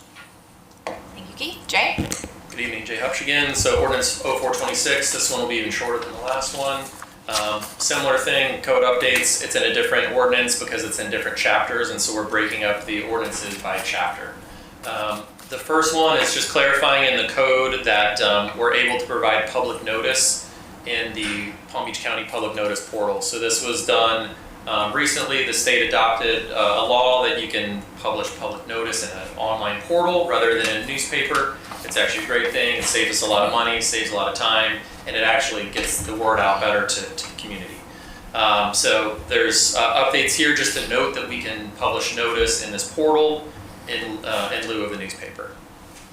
The second one is section 2253, which outlines the powers and duties of the PZB, and this has been updated to note that they can review special exceptions. This is a pretty common practice in most communities.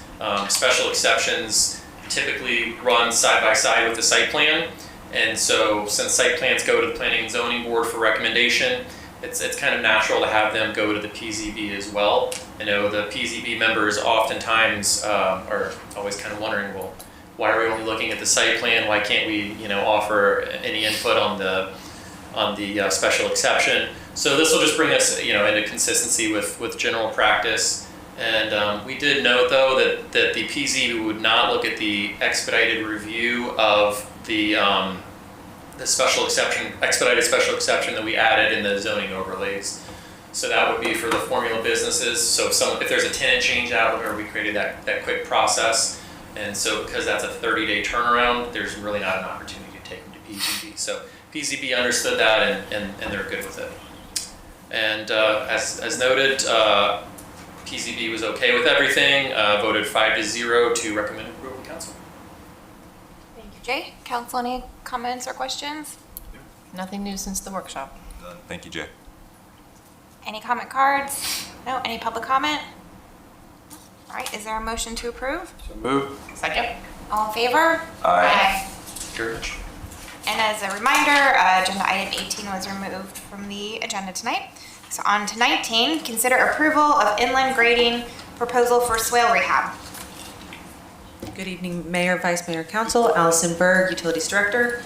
Before you tonight is a proposal from Inland Grading Incorporated for our swale regrading for this fiscal year in a total not to exceed $78,480. And this is to regrade approximately 3,270 linear feet of village-owned stormwater swales within the right-of-way. There are maps that are provided in your agenda packet identifying the areas that will be regraded.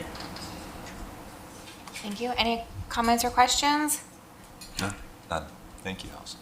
Happy to see this came under budget because I remember this was on our capital plan from when we were doing the budget. A quick question. The bids aren't exactly apples to apples, so I assume you guys are vetting that before we see it. Because I know like one of them has MOT included, inland doesn't, and the others have an irrigation allowance, inland doesn't. So we might not need those things. I just want to be sure that they're low, there is wiggle room for some change orders, but it's good to kind of check those things up front. Yes, and this wasn't a competitive bid process. This was just 3 proposals that were requested from the 3 different contractors that were listed. We did reach out to some other contractors and did not hear back for a response. But when asking for these proposals, we sent the screenshots of the area, allowed the contractors to go out to those areas and identify what they believed would be appropriate for the project. In the swale regrading that we did last year, there was no MOT required. We didn't have any irrigation issues. And so we're confident that we'll be in the same or similar situation, but they are required to do those things, and they do have insurance too as well. Okay, great. Thank you for confirming. Any comment cards? No. Any public comment? No. Is there a motion to approve the contract? So moved. Second. All in favor? Aye. Agenda item 20, consider approval of a piggyback contract with Hydro Corp for backflow prevention and cross-control connection program. Good evening, Mayor, Vice Mayor, Council. Allison Berg, Utilities Director. Before you tonight is a piggyback contract and proposal for Hydro Corp to assist us with our backflow prevention and cross-connection control plan for a total not to exceed $46,615 annually. The contract will continue to be piggybacked, but each year that proposal will have to be provided from HydroCorp, and we would have to approve that on an annual basis. So before you, the proposal is just for 1 year, and the process that we anticipate to follow is the similar process that was presented at the workshop and is included in the agenda packet. So the 0 to 3 months is program launch, outlining the goals of the project, setting up our website and platform for tracking the backflow testing, and then also bringing before you an ordinance and resolution to revise our rate so that we can bill the commercial properties back for any testing that is done on their behalf when they fail to meet compliance. So you can see the outline of the timeline there, with commercial account compliance being that 3 to 12 months. And then phase 3 and phase 4, phase 4 is evaluation and continuous improvement. That will continue to happen, but phase 3 is 12 plus months, so that would not happen until we come back for a second proposal. Thank you. Council, any comments or questions? Well, since we talked last about it. Same. Thank you. Any comment cards? Nope. Any public comment? All right. Is there a motion to approve? So moved. Second. All in favor? Aye. Agenda item 21, consider approval of an amendment to the current work authorization for Chen Moore for the water treatment plant process and control improvements. Good evening, Mayor, Vice Mayor, Council. Allison Berg, Utilities Director. Before you is an amendment to the current work authorization that was provided to provided from Chen Moore and Associates. They subbed this work through Wright Pierce, so they're the actual engineer of record for the project. There's been a history of change through this project, which is provided in the proposal starting out in FY21. Some of these project aspects were identified in the very beginning when this was designed, and then there was some delay from design through carrying that to SRF. And so you can kind of follow the amendments through the work authorization. We did take this project out to bid in FY25. Bids did come in over budget, so we decided to go back to the drawing board. That, and in conjunction with this master plan, we kind of looked at every aspect of this project and made sure that we were being fiscally responsible and investing in aspects that we're going to be maintaining long term. So we identified, there's a list there of the different components of this project that we don't believe should be implemented at this time. Some of those items we will not be moving forward at all. Some of them are kind of being put on the back burner because there are other things that are just more important at this time with the master plan to address PFAS. So you can kind of see the list there. This amendment does include project management, so periodic updates, making sure that we're staying on schedule and on task with this project overall with the redesign and then going back out to bid. And then the redesign for the project and then bidding services. We did spend some of the money when we went to bid previously. Roughly $26,780 was spent on that bidding process previously. And so we did have to add some money to it for a new bidding process. Wright Pierce and Chen Moore, we had a couple of meetings to go over this proposal and kind of work through it. They gave us a couple, some savings related to a reduction in the actual scope of work of the construction project. We had already planned this project to be very owner inspected, so they would only come for the startup of actual equipment or any major installations. Other than that, our staff was doing most of the inspections day to day. Even with that, they were able to reduce this proposal a little bit, taking out some of that scope of work that's no longer being performed. Overall, the amendment is necessary to get this project back out to bid and remove those items in the project that just aren't necessary at this time. And with that, I'll take any questions. Council, any comments or questions? None. Thank you. I know we were way over budget when it went to bid. Do we have an engineer's estimate of probable cost? Is that, like, where did the budget come from originally? We do have an opinion of probable costs for the original scope of the work. I did not provide that as a backup because we are planning to go back out to bid, and I didn't want any potential future bidders to see a breakdown of costs and use that. But you mean for the current? I'm talking about we have not before. Yes, we have one for the one before, yes. But then you can kind of still see some of the items that we removed are lump sum, so you can kind of see it taken out. And so I just didn't want to provide any advantage to other contractors that are going to be bidding on it in the Agreed, by future. having it here. I guess my question is, it's probably the same engineers that provided that. So do we have a high level of confidence that the revised plans are gonna come in within our budget now? Because I would hate to spend all this money and then be in the same position, especially when it's the same team that gave us the estimate that was too low to begin with. No, I'm confident it will definitely come in under. I've been working with Holtz, which is actually our SRF engineering firm. So they've done the water main replacements and this for on the SRF side, helping us out with those. And they are going to have to go back and work with the SRF folks because some of these items were SRF funded and some of them were not. And so it will reduce our SRF funding, and we're not sure exactly how much until we have the redesign done. But I'm confident it will come in under budget. Okay, and then are we losing any of the originally planned energy efficiencies? Because I know the EAC did that, big carbon offset study, and the water plant project was a big part of that. So do you know if that's going to affect that at all? So there are portions of the project that will still result in energy savings, mostly the installation of VFDs, variable frequency drives. Right now, especially our feed water pumps for the RO treatment trains, they run at 100%, and then there's a valve that's used to reduce that pressure and flow going to the trains. By having a VFD, the pump will run on its curve, so longer lasting equipment, and we won't be expending as much energy. The second part is the interstage booster pumps. Those are being removed. There is a more efficient option for us, which is the installation of, it's a type of energy recovery device called a turbocharger. So it takes the wasted energy from the concentrate and it uses that to feed the first stage concentrate to the second stage. So it uses wasted energy and uses that to boost the pressure instead of using an actual pump. So it's a more efficient option. It also won't take up as much room, which is one of the concerns in the design. It was on the end of the train and there wasn't a lot of room for maintenance. So that's another reason it was removed.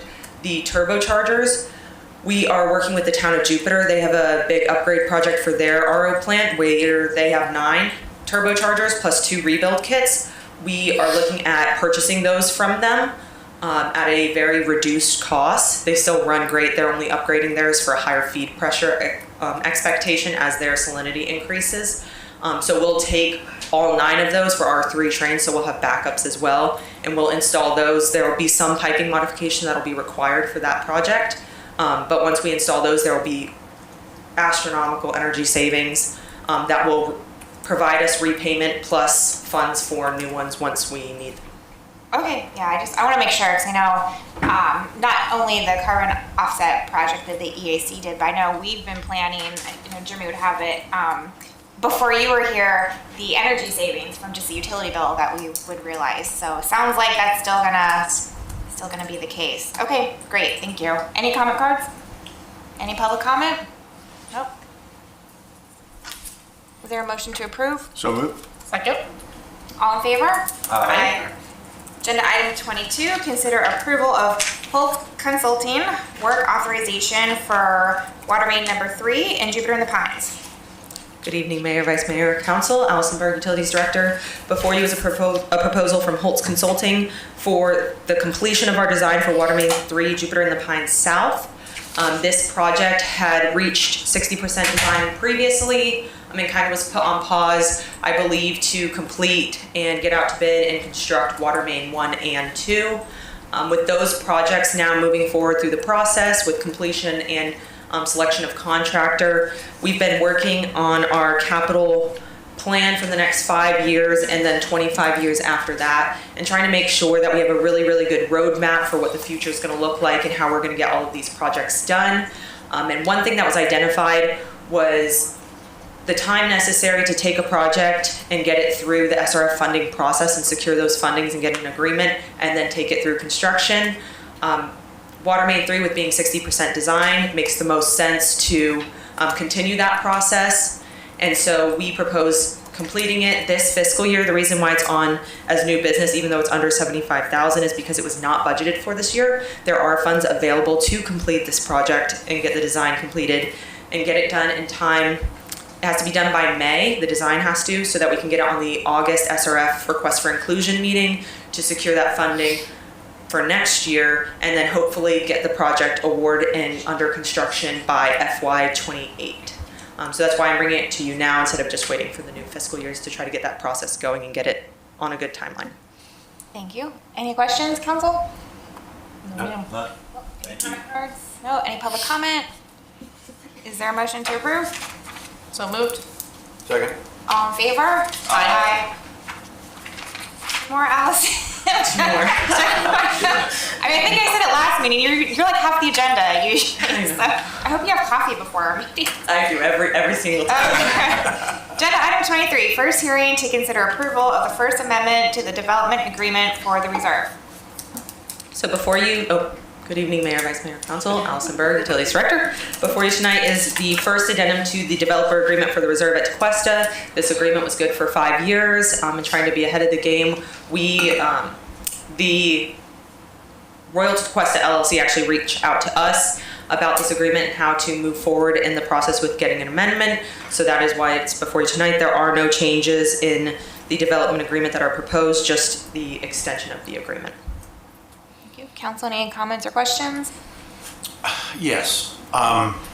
This was approved before I got on council. Is there anything that we can learn from this? This was asked to me from a resident. It's not my original question, but it's a great thought. And I had asked Jeremy of this during the agenda review. Is there anything that we can learn through this? I mean, is this common? Because I know that this project has kind of been stalled, my word. Is there anything that we've learned? Is there something wrong with the site, or anything that you've seen in your professional opinion that we can take away from this? I mean, it's really all on the developer's side, on their timeline and anything that comes up. I personally am not aware why it's been delayed or stalled. So I don't really have any information for you on that. They were required to pay money and continue to pay money, so they're accruing bills and they keep paying those bills. So they're giving us money for the reservation, the capacity reservation fees for it. So I don't know. Is this a local developer? I mean, it looks like their address is out of Delaware. I mean, are there any local ties to this developer that we're aware of? Not that I'm aware of, but just curious. I don't know if anybody else is. Nope, that's it.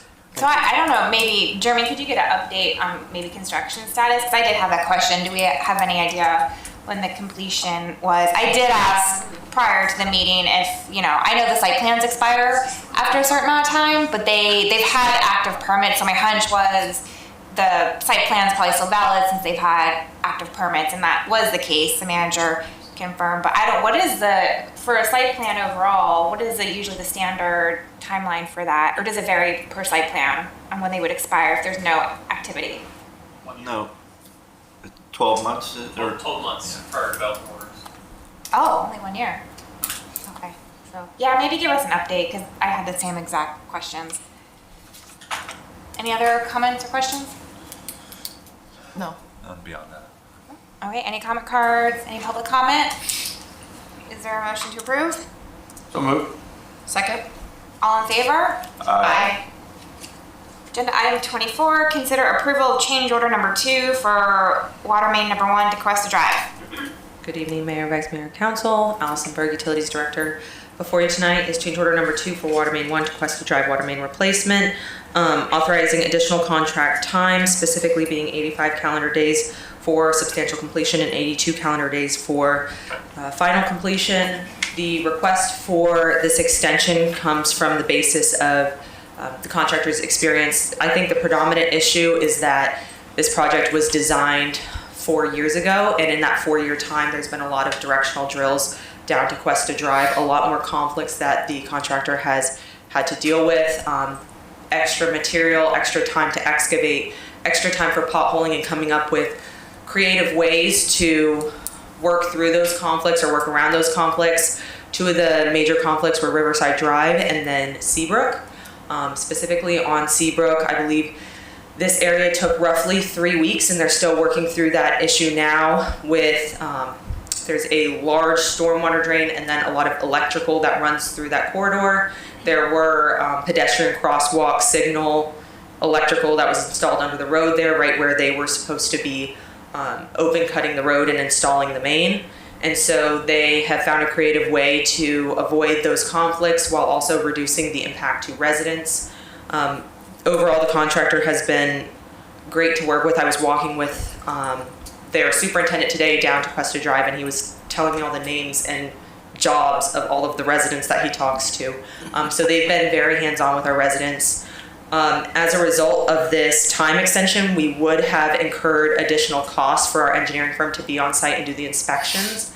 However, Ferreira has agreed to cover those costs of the additional inspection fees, so there is no additional cost to the village for this change order, just the additional time. Just an update on construction for the project. They are completing the majority of the major open cut pipe installs. Right now you see them from about Seabrook to now around Venus Mars. They have two groups that are working together to come together. After that, the majority of the large pipe installs will be completed, and then it'll just be finishing up service connections and then the final connections to the existing water main, which can only be done after pressure testing and bacteriological testing. But they did pressure test everything west of Seabrook today, and it all passed. So they will be working on chlorinating and then getting those as-built to the Department of Health to tie that in, and then working everything east of Seabrook after that. Thank you. Council, any comments or questions? Just that at least they're out there. I mean, I will give them props for that. They are definitely out there working, and it's obnoxious, but again, we could have worse. We could have contractors not out there working. So I just want to give them a quick kudos for, thanks for working hard and being out there. None for me. Thank you, Allison. They've been doing a great job, and they've been a great partner with us and obviously the residents through this process. So my questions are more, I think, maybe based on next time, like always, what can you do better? So per the GCs, they were supposed to submit any claims within 30 days. A lot of these are well past 30 days. Did they notify us at all? Like, what was that process? I mean, to me, if it's 30 days, it should have come to council within that time frame or shortly after. 85 days is a lot. Yes. I think that I know that the contractor believed that they would get done in time, and as they were submitting their schedules and we were going back and saying, you have this as being completed next week and you're not even close to doing that, they realized that they were going to be behind. From the beginning, they were very concerned about the water table in the area. It's a lot higher than anywhere else because we're on a peninsula, and I don't believe that they have experienced that before, and they had a lot of challenges at first until they realized how to deal with the water. Ways to avoid that in the future, we have included, especially with Water Main 2, which is right on Beach Road and right by the Intercoastal, we did include specific call-outs during the pre-bid meeting that dewatering is the responsibility of the contractor. No additional cost will be incurred for additional dewatering, and that the water table is very high in the area. So at least those contractors are aware of that issue. That, along with the conflicts, I believe, were an issue. They just didn't document the conflicts as well as they should have. So it's really challenging because they have all the pictures, like the FPL duct bank that's referenced. They have the pictures. I believe that by the time that they came to requesting the additional time, if we would have waited to get this change order on the next council meeting and they tried to go back and put it all together, they wouldn't have made it in time because the substantial completion would have already passed. But they are aware that they should have been documenting this and requested it earlier. Yeah, like I said, just for next time, I think it's important for us to kind of stick to the terms of the contract. A lot of time, the geotech report will say where the water table is from the boring, so I'm assuming they had that. But again, like, I don't want to, it was in the past. And then I would love for Patrick, Vice Mayor, to chime in, because I know this is his expertise and he probably deals with litigation with this stuff all the time. But things like, the king tides and the rain. So a lot of construction contracts I'm used to dealing with, they can't put in claims for, say, anything that is at or below the 5-year average for rain. And king tides happen here every single year. They're on schedule every year. That's not abnormal either. So I don't know if those general conditions were provided by us or this was an SRF loan too. Or no, Well, no, this is, water main was not SRF funded. The general conditions just come from, they're like the general conditions of every utilities construction contract. Our supplemental conditions are what we change the general conditions from. But there's no reference to time extensions in the like we didn't change anything in that section of the general conditions. So that's what we provide in every single contract. I don't know if there's opportunity, maybe, I would love for you to comment on that, because I know you deal with that all the time. Yeah, I mean, so when I looked at this, first of all, I saw that it was a $0 change order, which, times everything. Time is not good, but it's sometimes what I was really glad to not see is that there was cost associated with that time. I did see that there's a reference or something about accelerating. I mean, I hope we would have, if we didn't already, just request a recovery schedule from them. Yes, there should be a recovery schedule provided in the agenda, and they have, on top of the recovery schedule, we did have a progress meeting today, and they are slightly ahead of that schedule, and they have brought additional crews and a sub out to the project to work to complete the project. Okay. Yeah, I mean, I agree. Maybe we need to look at the general conditions, see if there's anything that can be approved for the future. But I certainly know things come up that are unforeseen. When it comes to weather in our state, it is always a topic of conversation. When you're talking construction, it's going to happen. And when you're looking at kind of historical data, sometimes every year is so different that you just really never know. But I do agree, as contractors, there's certain things you have to just know to expect and build into your schedule. But again, when I saw the $0, that was probably the most important thing to me, because some contracts, they probably could have gotten, what we would call extended general conditions here, which they did not, which is great. So I would just push them for that recovery schedule and hold them accountable to it. Sure. They're a good company, though. I know they do good work. And I agree. I do. They're out there, that's for sure. Every day, we all see them. Yeah. I'm surprised I don't know their names yet. And I mean, this time extension is also so we can't charge on liquidated damages, correct? Correct. Yeah, so And that's why that's predominantly why they had offered to pay for the engineering cost. Right, which is very generous of them. But yeah, so like I said, future, maybe let's try to make sure we're staying within the terms of notice requirements. And yeah, if maybe Keith check some, construction language in regards to delays and whether like king tide events, which happen, because I worked in the marina industry for a very long time. We cannot, do claims with king tides because they happen every year on time, right? And try putting in a seawall in docks when it's king tide. It's very difficult. So It was definitely a learning experience for staff as well. Myself.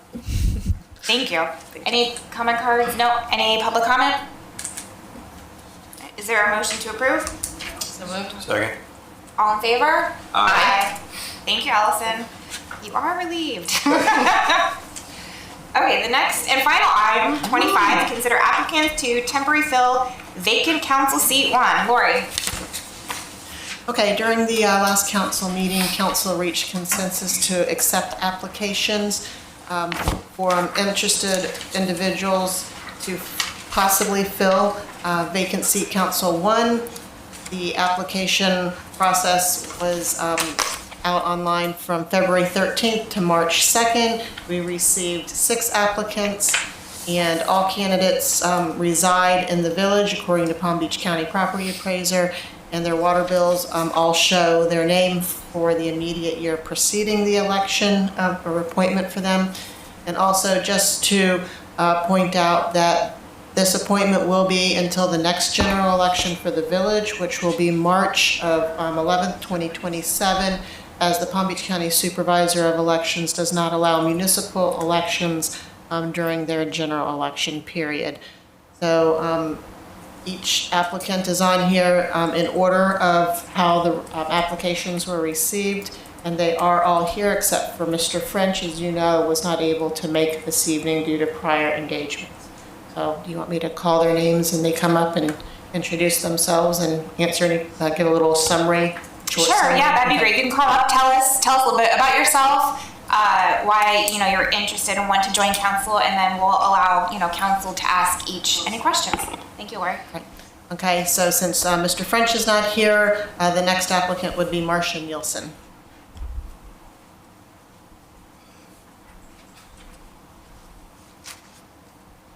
think y'all know me. However, I am Marcia Nielsen, and I have lived in the village for over 40 years. I believe you all know me as I've attended every workshop and council meeting for the past several years. My record of involvement and community service was outlined in my application. First of all, let me say I am thrilled that 6 people applied for this vacancy. And I hope this is a harbinger that our village council election in March will be robust, and there will be debate and discourse and lots of people interested. Although I would encourage any resident wishing to enter the political arena, you can be assured that I will not be one of them. I will not seek election now, next time, or ever. When this vacancy occurred, I applied because I felt that I am prepared, as I am already actively involved.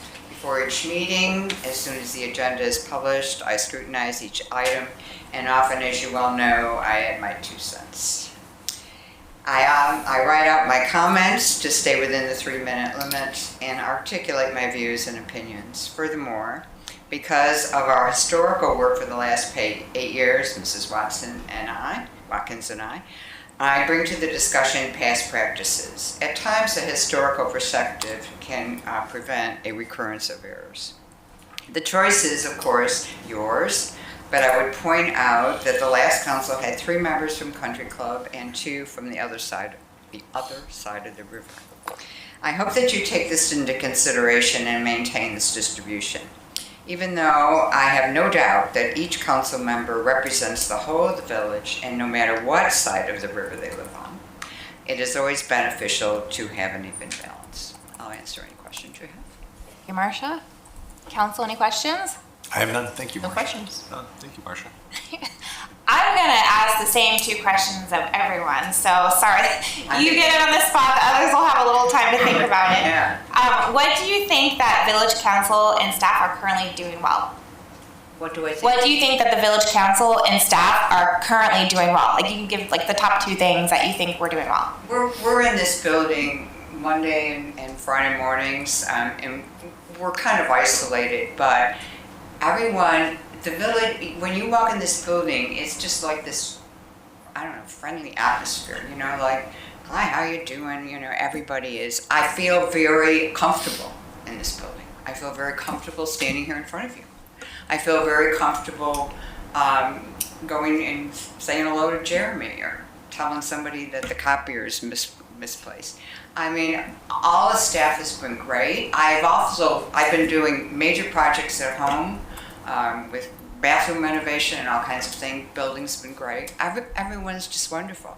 I love living here, you know, and it's a pleasure for me to stand here and even be considered, but this is just, at one point we thought about going to Waterford, and when it hit the road, and we're like, even living close to the ocean now, I want to stay right here, so.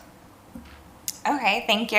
And then what do you believe are maybe like the top 2 or 3 important issues that we're facing that you think that we need to take action on? I think budget. My mother used to say, if you look at the pennies, the dollars take care of themselves. I'm really afraid about what's happening in Tallahassee with the property tax, you know, and how that's going to affect us, because it will. And so I think we have to be really, really careful. We went through that whole thing where Mr. Kusa was wearing 4 hats, and I don't want to do that again. We've got reserves up, and that's great, and it's wonderful. And, you know, I just want to be really, really careful. Sometimes I see where I feel that there's some abuse, and that upset me, and you know about that. You know, I just feel that we're on a good schedule and all that, but that really should be scrutinized. And I would say the second goal I would have is, you might have noticed I'm kind of old, and you know, 30% of our population is in my demographic. And I hear from a lot of my colleagues in age that they don't know what's going on. And I don't know if that's because they're not on Facebook. Certainly I am not, and I don't ever intend to be. But, you know, like the tea, Pat and I, we went to the tea over in the rec center. It was such fun. It was really, really great. And I'm like, well, did you hear about the tea? And they're like, no. So I would like to see, if I am privileged to sit with you, that better communication, especially with our seniors, would be a high priority for me. Thank you, appreciate that. Kyle, excuse me, Kyle Sten.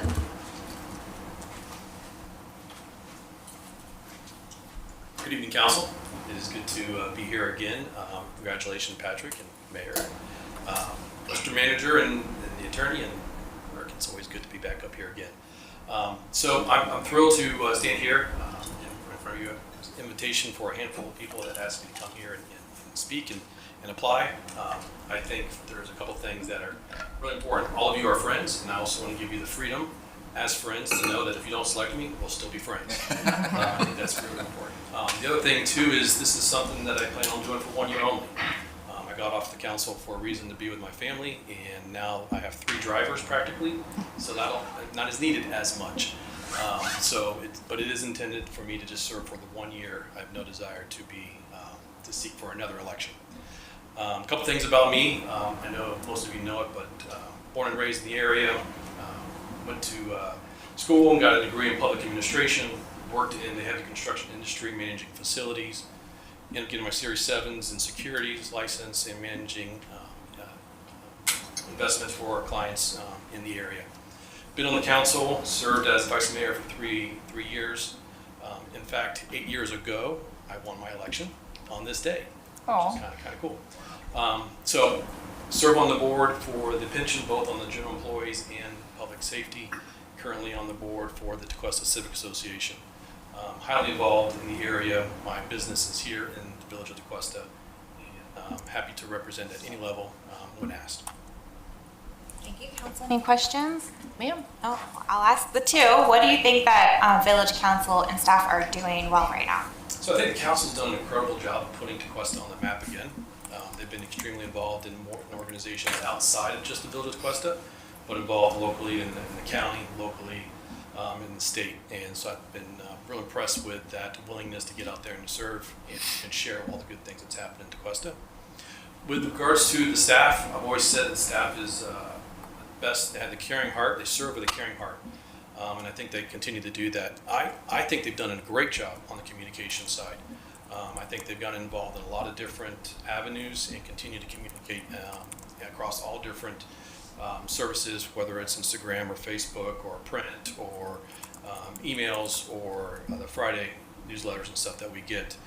So I think the communication and the way they serve with a caring heart is really the things that the staff does. Great. And then what do you think are the most important issues we're facing that you would want to take action on? Yes, as Marsha mentioned, I do think that the budget is something that I'd like to look into. I know that the budget has increased in the last 4 years, and I think there's a lot of reasons for that. But I want to, look at the little specifics of the budgets and how that applies. I do know that there is a pension opening for both fire and police this year. I think my involvement with both on the pension board and my experience as a financial advisor to be able to help explain how those pensions have an impact during the negotiation process of those 2 union contracts would be very valuable to the council. With the emphasis on DOJ and being very, very specific with how municipalities spend their money, I think my experience involved in those areas would add value. So those are mainly the 3 things that I. Thank you. Thank you. James Brennan. I think he just stepped out for his video. Back to him. Vince Ciaglia.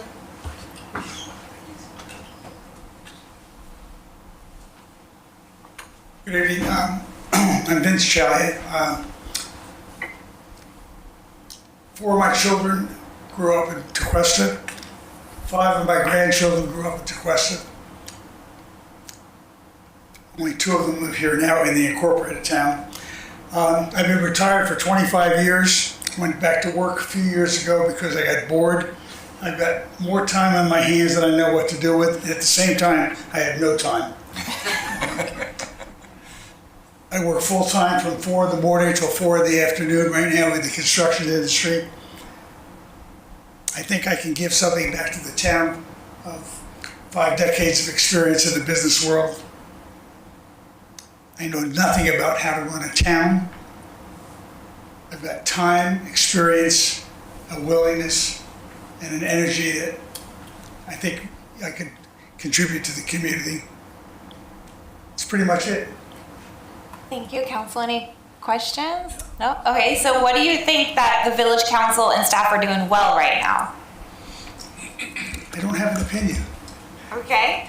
What about any important issues that you think we're facing that you'd like to take action on? Well, that becomes a world of whatever, but I think the way you guys have run the town for a bunch of years right now is what attracts people here, and is the only town in this entire county that really is a town. And I think everybody here has done a great job in keeping it the way it is, your predecessors, et cetera, but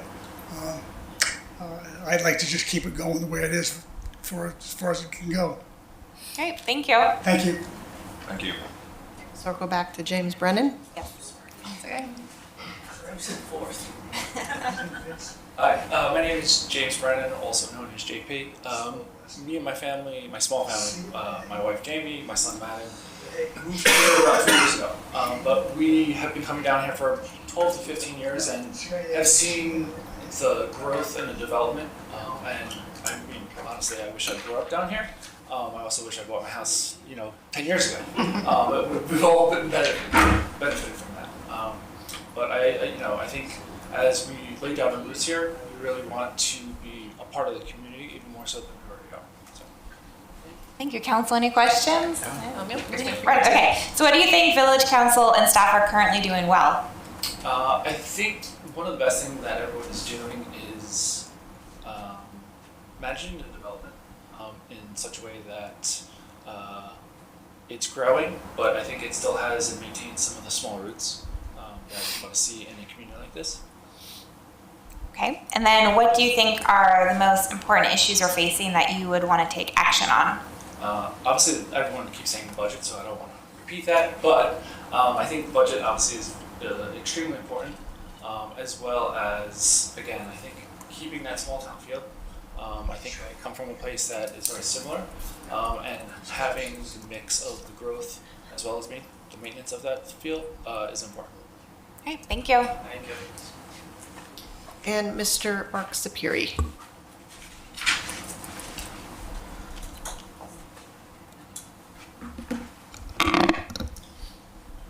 Madam Mayor, Mr. Vice Mayor, members of the council. First of all, I agree with Marcia. I think it's great that there are 6 applicants, and I think it's a testament to the culture of civic engagement that this council is helping to nurture in the village.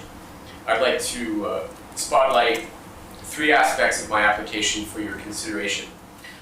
First, a demonstration and long-standing commitment to the well-being of this village.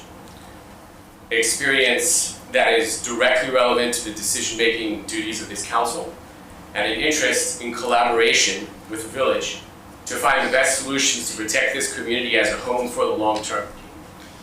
My graduation yesterday from the Resident Academy reflects this, and also an interest in understanding how the village works. For over a decade, I've invested substantial time and effort to study the important challenges facing this village, and also to prepare carefully researched notes on topics under council review. I've also participated in council discussions on many of these topics. I've participated directly and through additional research in all the important charrettes and planning meetings organized by the village. As the council knows, I am sincerely interested in the questions that come before the council. I have studied them now for many years, including topics from the law, urban planning and architecture, and the environmental matters connected with our rivers, waterways, and coastline. I've consistently spoken out to protect the character of the village, the health and the beauty of our natural spaces and waterways, and the interests of local businesses. I would continue to advocate for these interests as a member of the council. There's a broad consensus that Tequesta is a unique kind of community for many reasons. It's not only the matter of a world-class natural site, and I sincerely believe that we live in a world-class natural site, but also the special care of an administration that prioritizes reason-based decisions directed to the long-term interests of this community.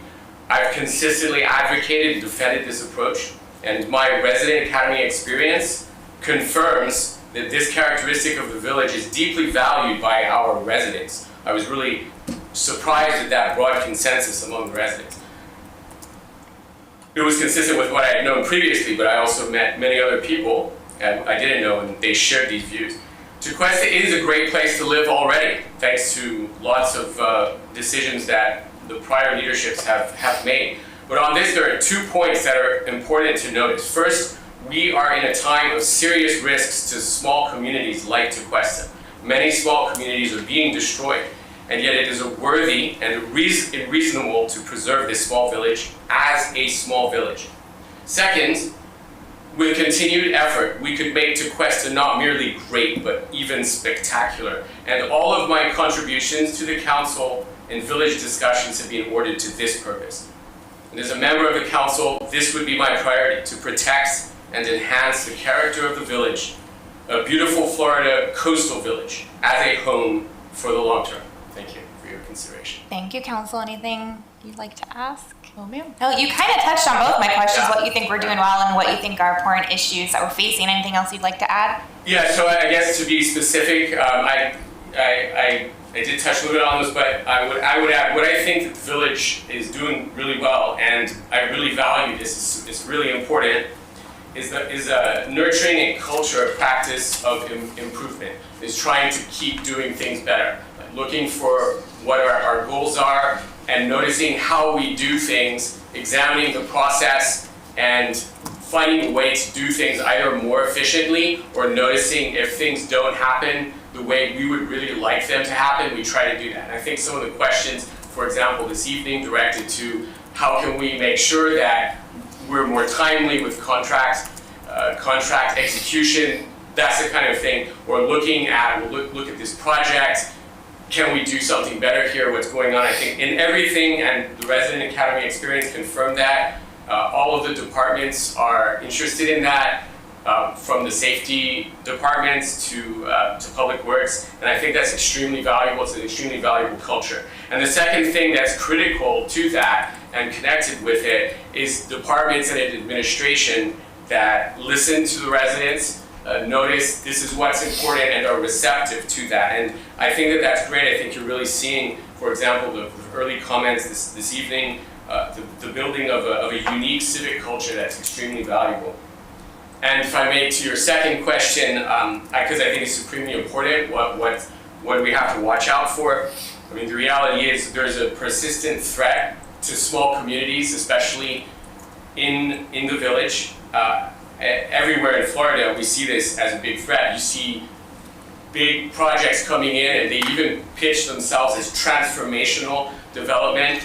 It's never, we're going to annihilate the village all at once, but incrementally it can have a huge impact. And yet it's clear that people love this village for the character that it offers, and we want that to persist. And so on those points, I think preserving these great values, here central to that is clean water, is preserving natural Florida around and inside the community, preserving the village as a small village. And part of the character is an administration which relates in a very human way to the residents and looks to reason for and collaboration to move forward and to solve problems.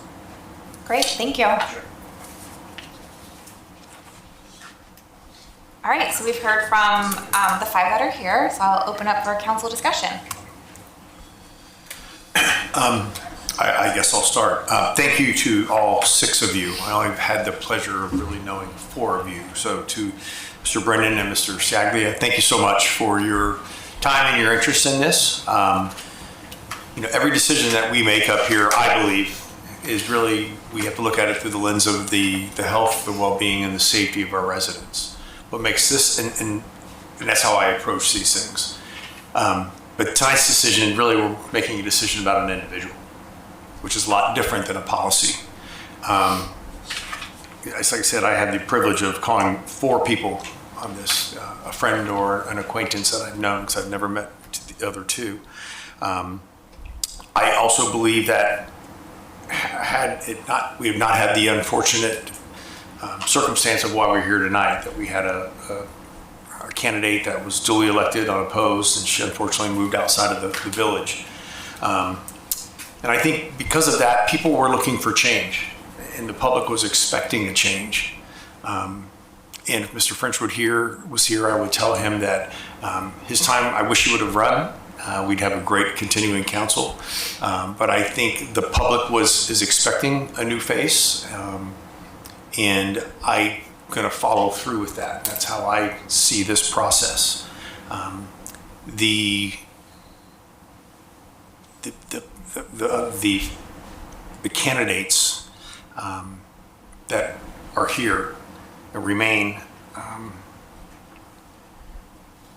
two of them, of the 6 candidates, 2 have been through the election process where they put themselves out there out front.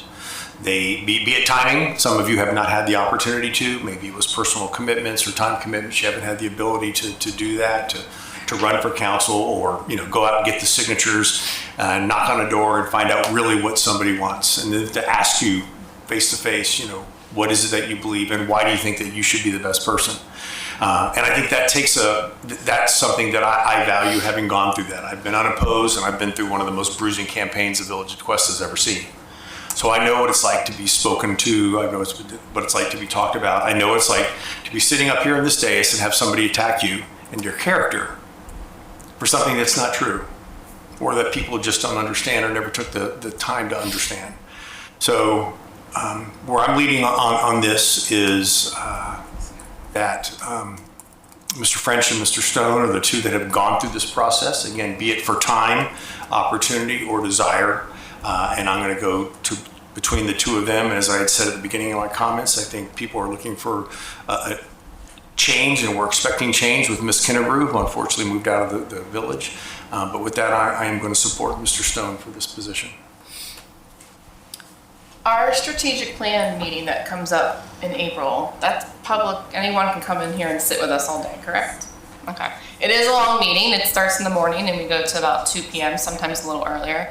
For everyone who applied, I encourage you, if you seriously want to consider being on council one day, whether you run in the election or you're appointed tonight, to come to our strategic plan meeting, because you will learn a lot, because we will go through every single angle of the village as we prep for our budget. And that is why that meeting is so long. So I would expect to see everyone who applied in that meeting, and that would tell me a lot if you decide to run in the future. Secondly, I'm not a huge fan of appointments. I think I've mentioned that before. I think the people should choose who sits up here, but we're not doing a special election, so we are going to have to choose.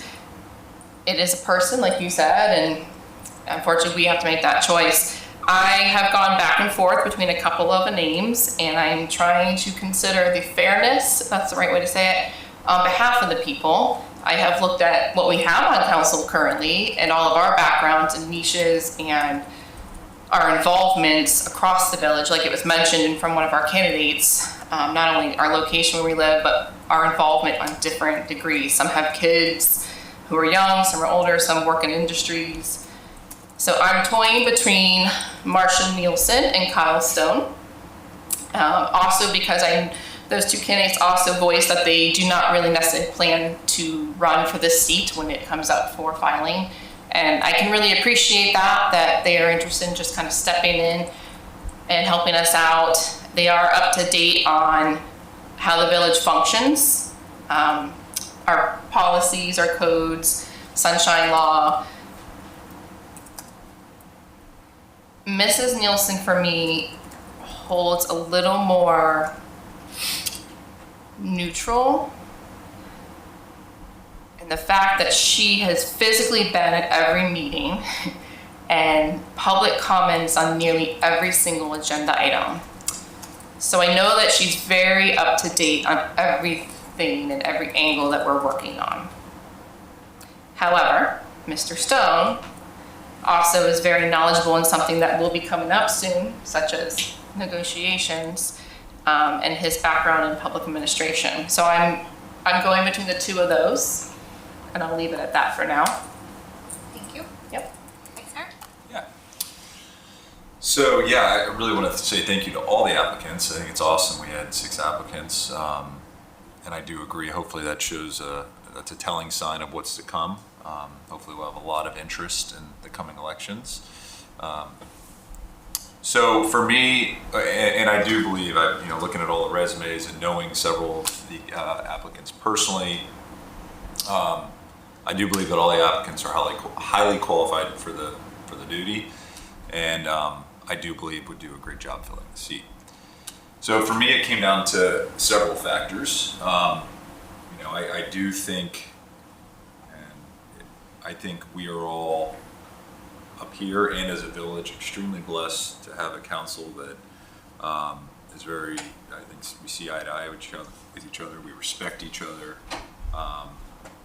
and I know we all, while we don't get to ever really talk personally ever because of optics, I think we all generally really like each other and really care about the village. So that's a big factor to me, is who of these applicants can kind of fit into that and also continue like the continuity that we have up here. And not that I think any of these applicants have the ability to create disruption up here, but who would limit the disruption so that we can be the most efficient we can possibly be for our village and make the best decisions for our village. But I mean, it certainly matters to have a high level of understanding of not, local government generally. And you can gain that in many ways. You can gain that by sitting in this, being at many meetings, by being on boards, by being on council in the past. But that level of understanding of how local government, such as Tequesta, works, I think is extremely important, particularly with strategic planning coming up. I mean, that's arguably one of the most important things we do as a council. It's a long day, but it's a very important day, and it really, lays the foundation for the year to come and creates the roadmap that we will all follow and hold ourselves accountable to. And so for me, when I look at those factors, it narrowed it down to really 3 applicants. That's obviously Jason French. He's sat up here with us. I think he did a great job. Marcia Nielsen and Kyle Stone. The other candidates, I'm sure would do a great job. I just know the experience level of those 3 applicants. I know them personally, and I know they're very involved, have been and still are. So yeah, with Jason, served the last 2 years as a council member, obviously. I think he did an awesome job, always super prepared for our meetings. And he brought a lot of valuable insight to our council that I thought was a unique insight, particularly when it came to the union negotiations. I learned a lot just from listening to him talk. He's gone through it, as a firefighter. So I think he brings a lot of value, brought a lot of value, and would continue to do that. I think Marcia might have a better attendance record than anyone even sitting up here. Actually, I'd say she probably definitely does. And more institutional knowledge when it comes to our village than probably anybody except maybe Pat. I think you guys are probably right there, but you're not an applicant, so I'll give it to Marcia. And that really matters. And I really like what you said about getting senior citizens involved, or our older, population here. I too would love to see more of that. I think it's a significant part of that, just over 6,000 residents that we have here. And their opinions are extremely important, and frankly, they've been here, most of them have probably been here much longer than any of us have, so that matters to me. And then Kyle's clearly dedicated to our village. He has served and continues to serve in several leadership positions, obviously including previously serving as a council member and vice mayor up here, and certainly has a very high degree of understanding when it comes to what we do up here as a council and the importance of the decisions that we do make up here. Also, I think his financial acumen when it comes to just like his personal business, but also the boards he sits on, a pension board. I mean, I know Rick, you have that as well. I will freely admit that is not my strength. I won't speak for anyone else, but Kyle certainly brings that, and that's a tremendous value because so much of what we do up here, particularly when it relates to the budget or otherwise, like just understanding how that all works is extremely important. But there was something that Councilmember Sartory said that is very significant, and I don't know if I put enough weight on it until you said it. But going through the process of qualifying, and whether you had to run a formal campaign or not, or just going through the process of going door to door and collecting signatures and talking to residents about what's important to them and what they want to see from our village, it's kind of rite of passage might be a little intense, but it means something. It's a commitment to become a council member up here. And so for me, that narrows it down to probably Jason, or it would be Jason or Kyle, although I know Marcia could certainly do it, and I'm sure would go door to door if she ever had that opportunity. But this is tough for me, but I think given that Jason had expressed some, that he was ready to kind of step down and kind of was in the place where Kyle was probably several years ago. And I love that he was willing to step in and keep the continuity of governance that we have up here. I think that's important, and I think he deserves that. He wants to spend time with his family, and Kyle is, I know that's still very important to him, but he's got 3 drivers, like he said. And I think he would bring something, new to at least this council. And so I think I'm going to go with Kyle Stone. Okay, thank you, Vice Mayor. First, I want to say, I know Councilmember Brandon said that she does not like appointing and prefer a special election. I agree. This is tough for the 5 of us, the 4 of us, to have to appoint. But I do want to remind, just so everyone here know, that it's per our charter, so we couldn't even call a special election if we wanted to. So that is why we're in this position. And I really want to thank everyone who has applied and come here tonight. Like what's been said several times is, one, it does take time away from your family. So you're making that commitment to be here for your whole community and being away from your family at times. And also, really proud of you for wanting to stick your neck out there, because it's not easy at times. We have to make tough decisions, and no matter how much information or data we have, sometimes it is an opinion of ours on the decision we're making, right? So it's tough, and the council member Sartory said, not everyone's gonna like you either. They're just not, right? So you have to deal with that too. Everyone's resumes are really impressive, and I think everyone has really fantastic skill sets that would add value up here. But I am leaning with Kyle Stone simply because of the financial background and experience he has. A lot of the issues we're facing this upcoming year with potential property tax reform, the pension openers, there's some state law that might be passed that's gonna, which is good, I think it's good, it's gonna create more budget transparency, and we'd have to automatically do an exercise to decrease our budget by 10%. I just simply feel that with his financial skill set, that would be huge to us the next year, with a lot of the financial implications that might be coming down from the state. Right, any other council comments? No? Is there any public comment? I do, but I believe he left Marco Valdez. Oh, he did leave. Yep. Any other cards? No. Any other public comment? All right, council, someone will have to make a motion on an applicant. I'd like to make a motion to appoint Kyle Stone to the open seat. I'll second that. All in favor? Aye. Aye. Congratulations, Mr. Stone. And are we swearing in? Thank you. And you know what? For those that applied and weren't appointed, please look into other opportunities. Like I said, there's a residence academy. Our fire and police both have volunteer committees. We have an environmental advisory committee. There's a lot of other ways to get involved. So I don't want this to be the last time we see you. Agreed. Yep, we are gonna swear you in now, Kyle. Yeah. Can I talk to you real quick?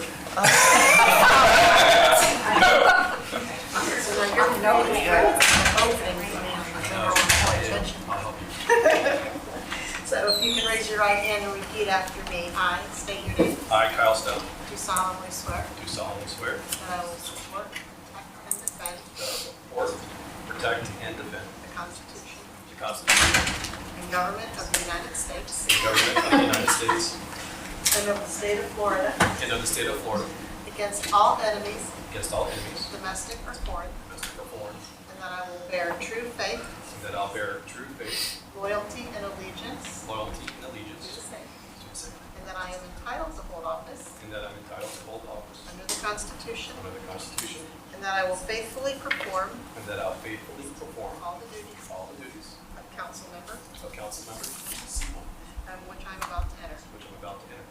So help me God.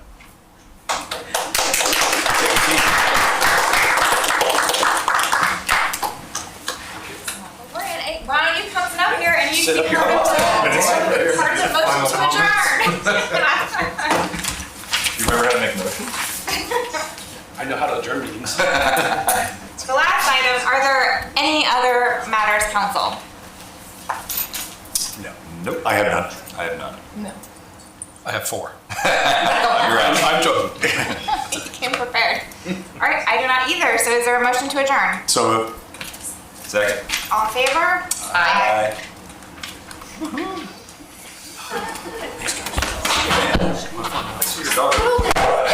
I do have a question.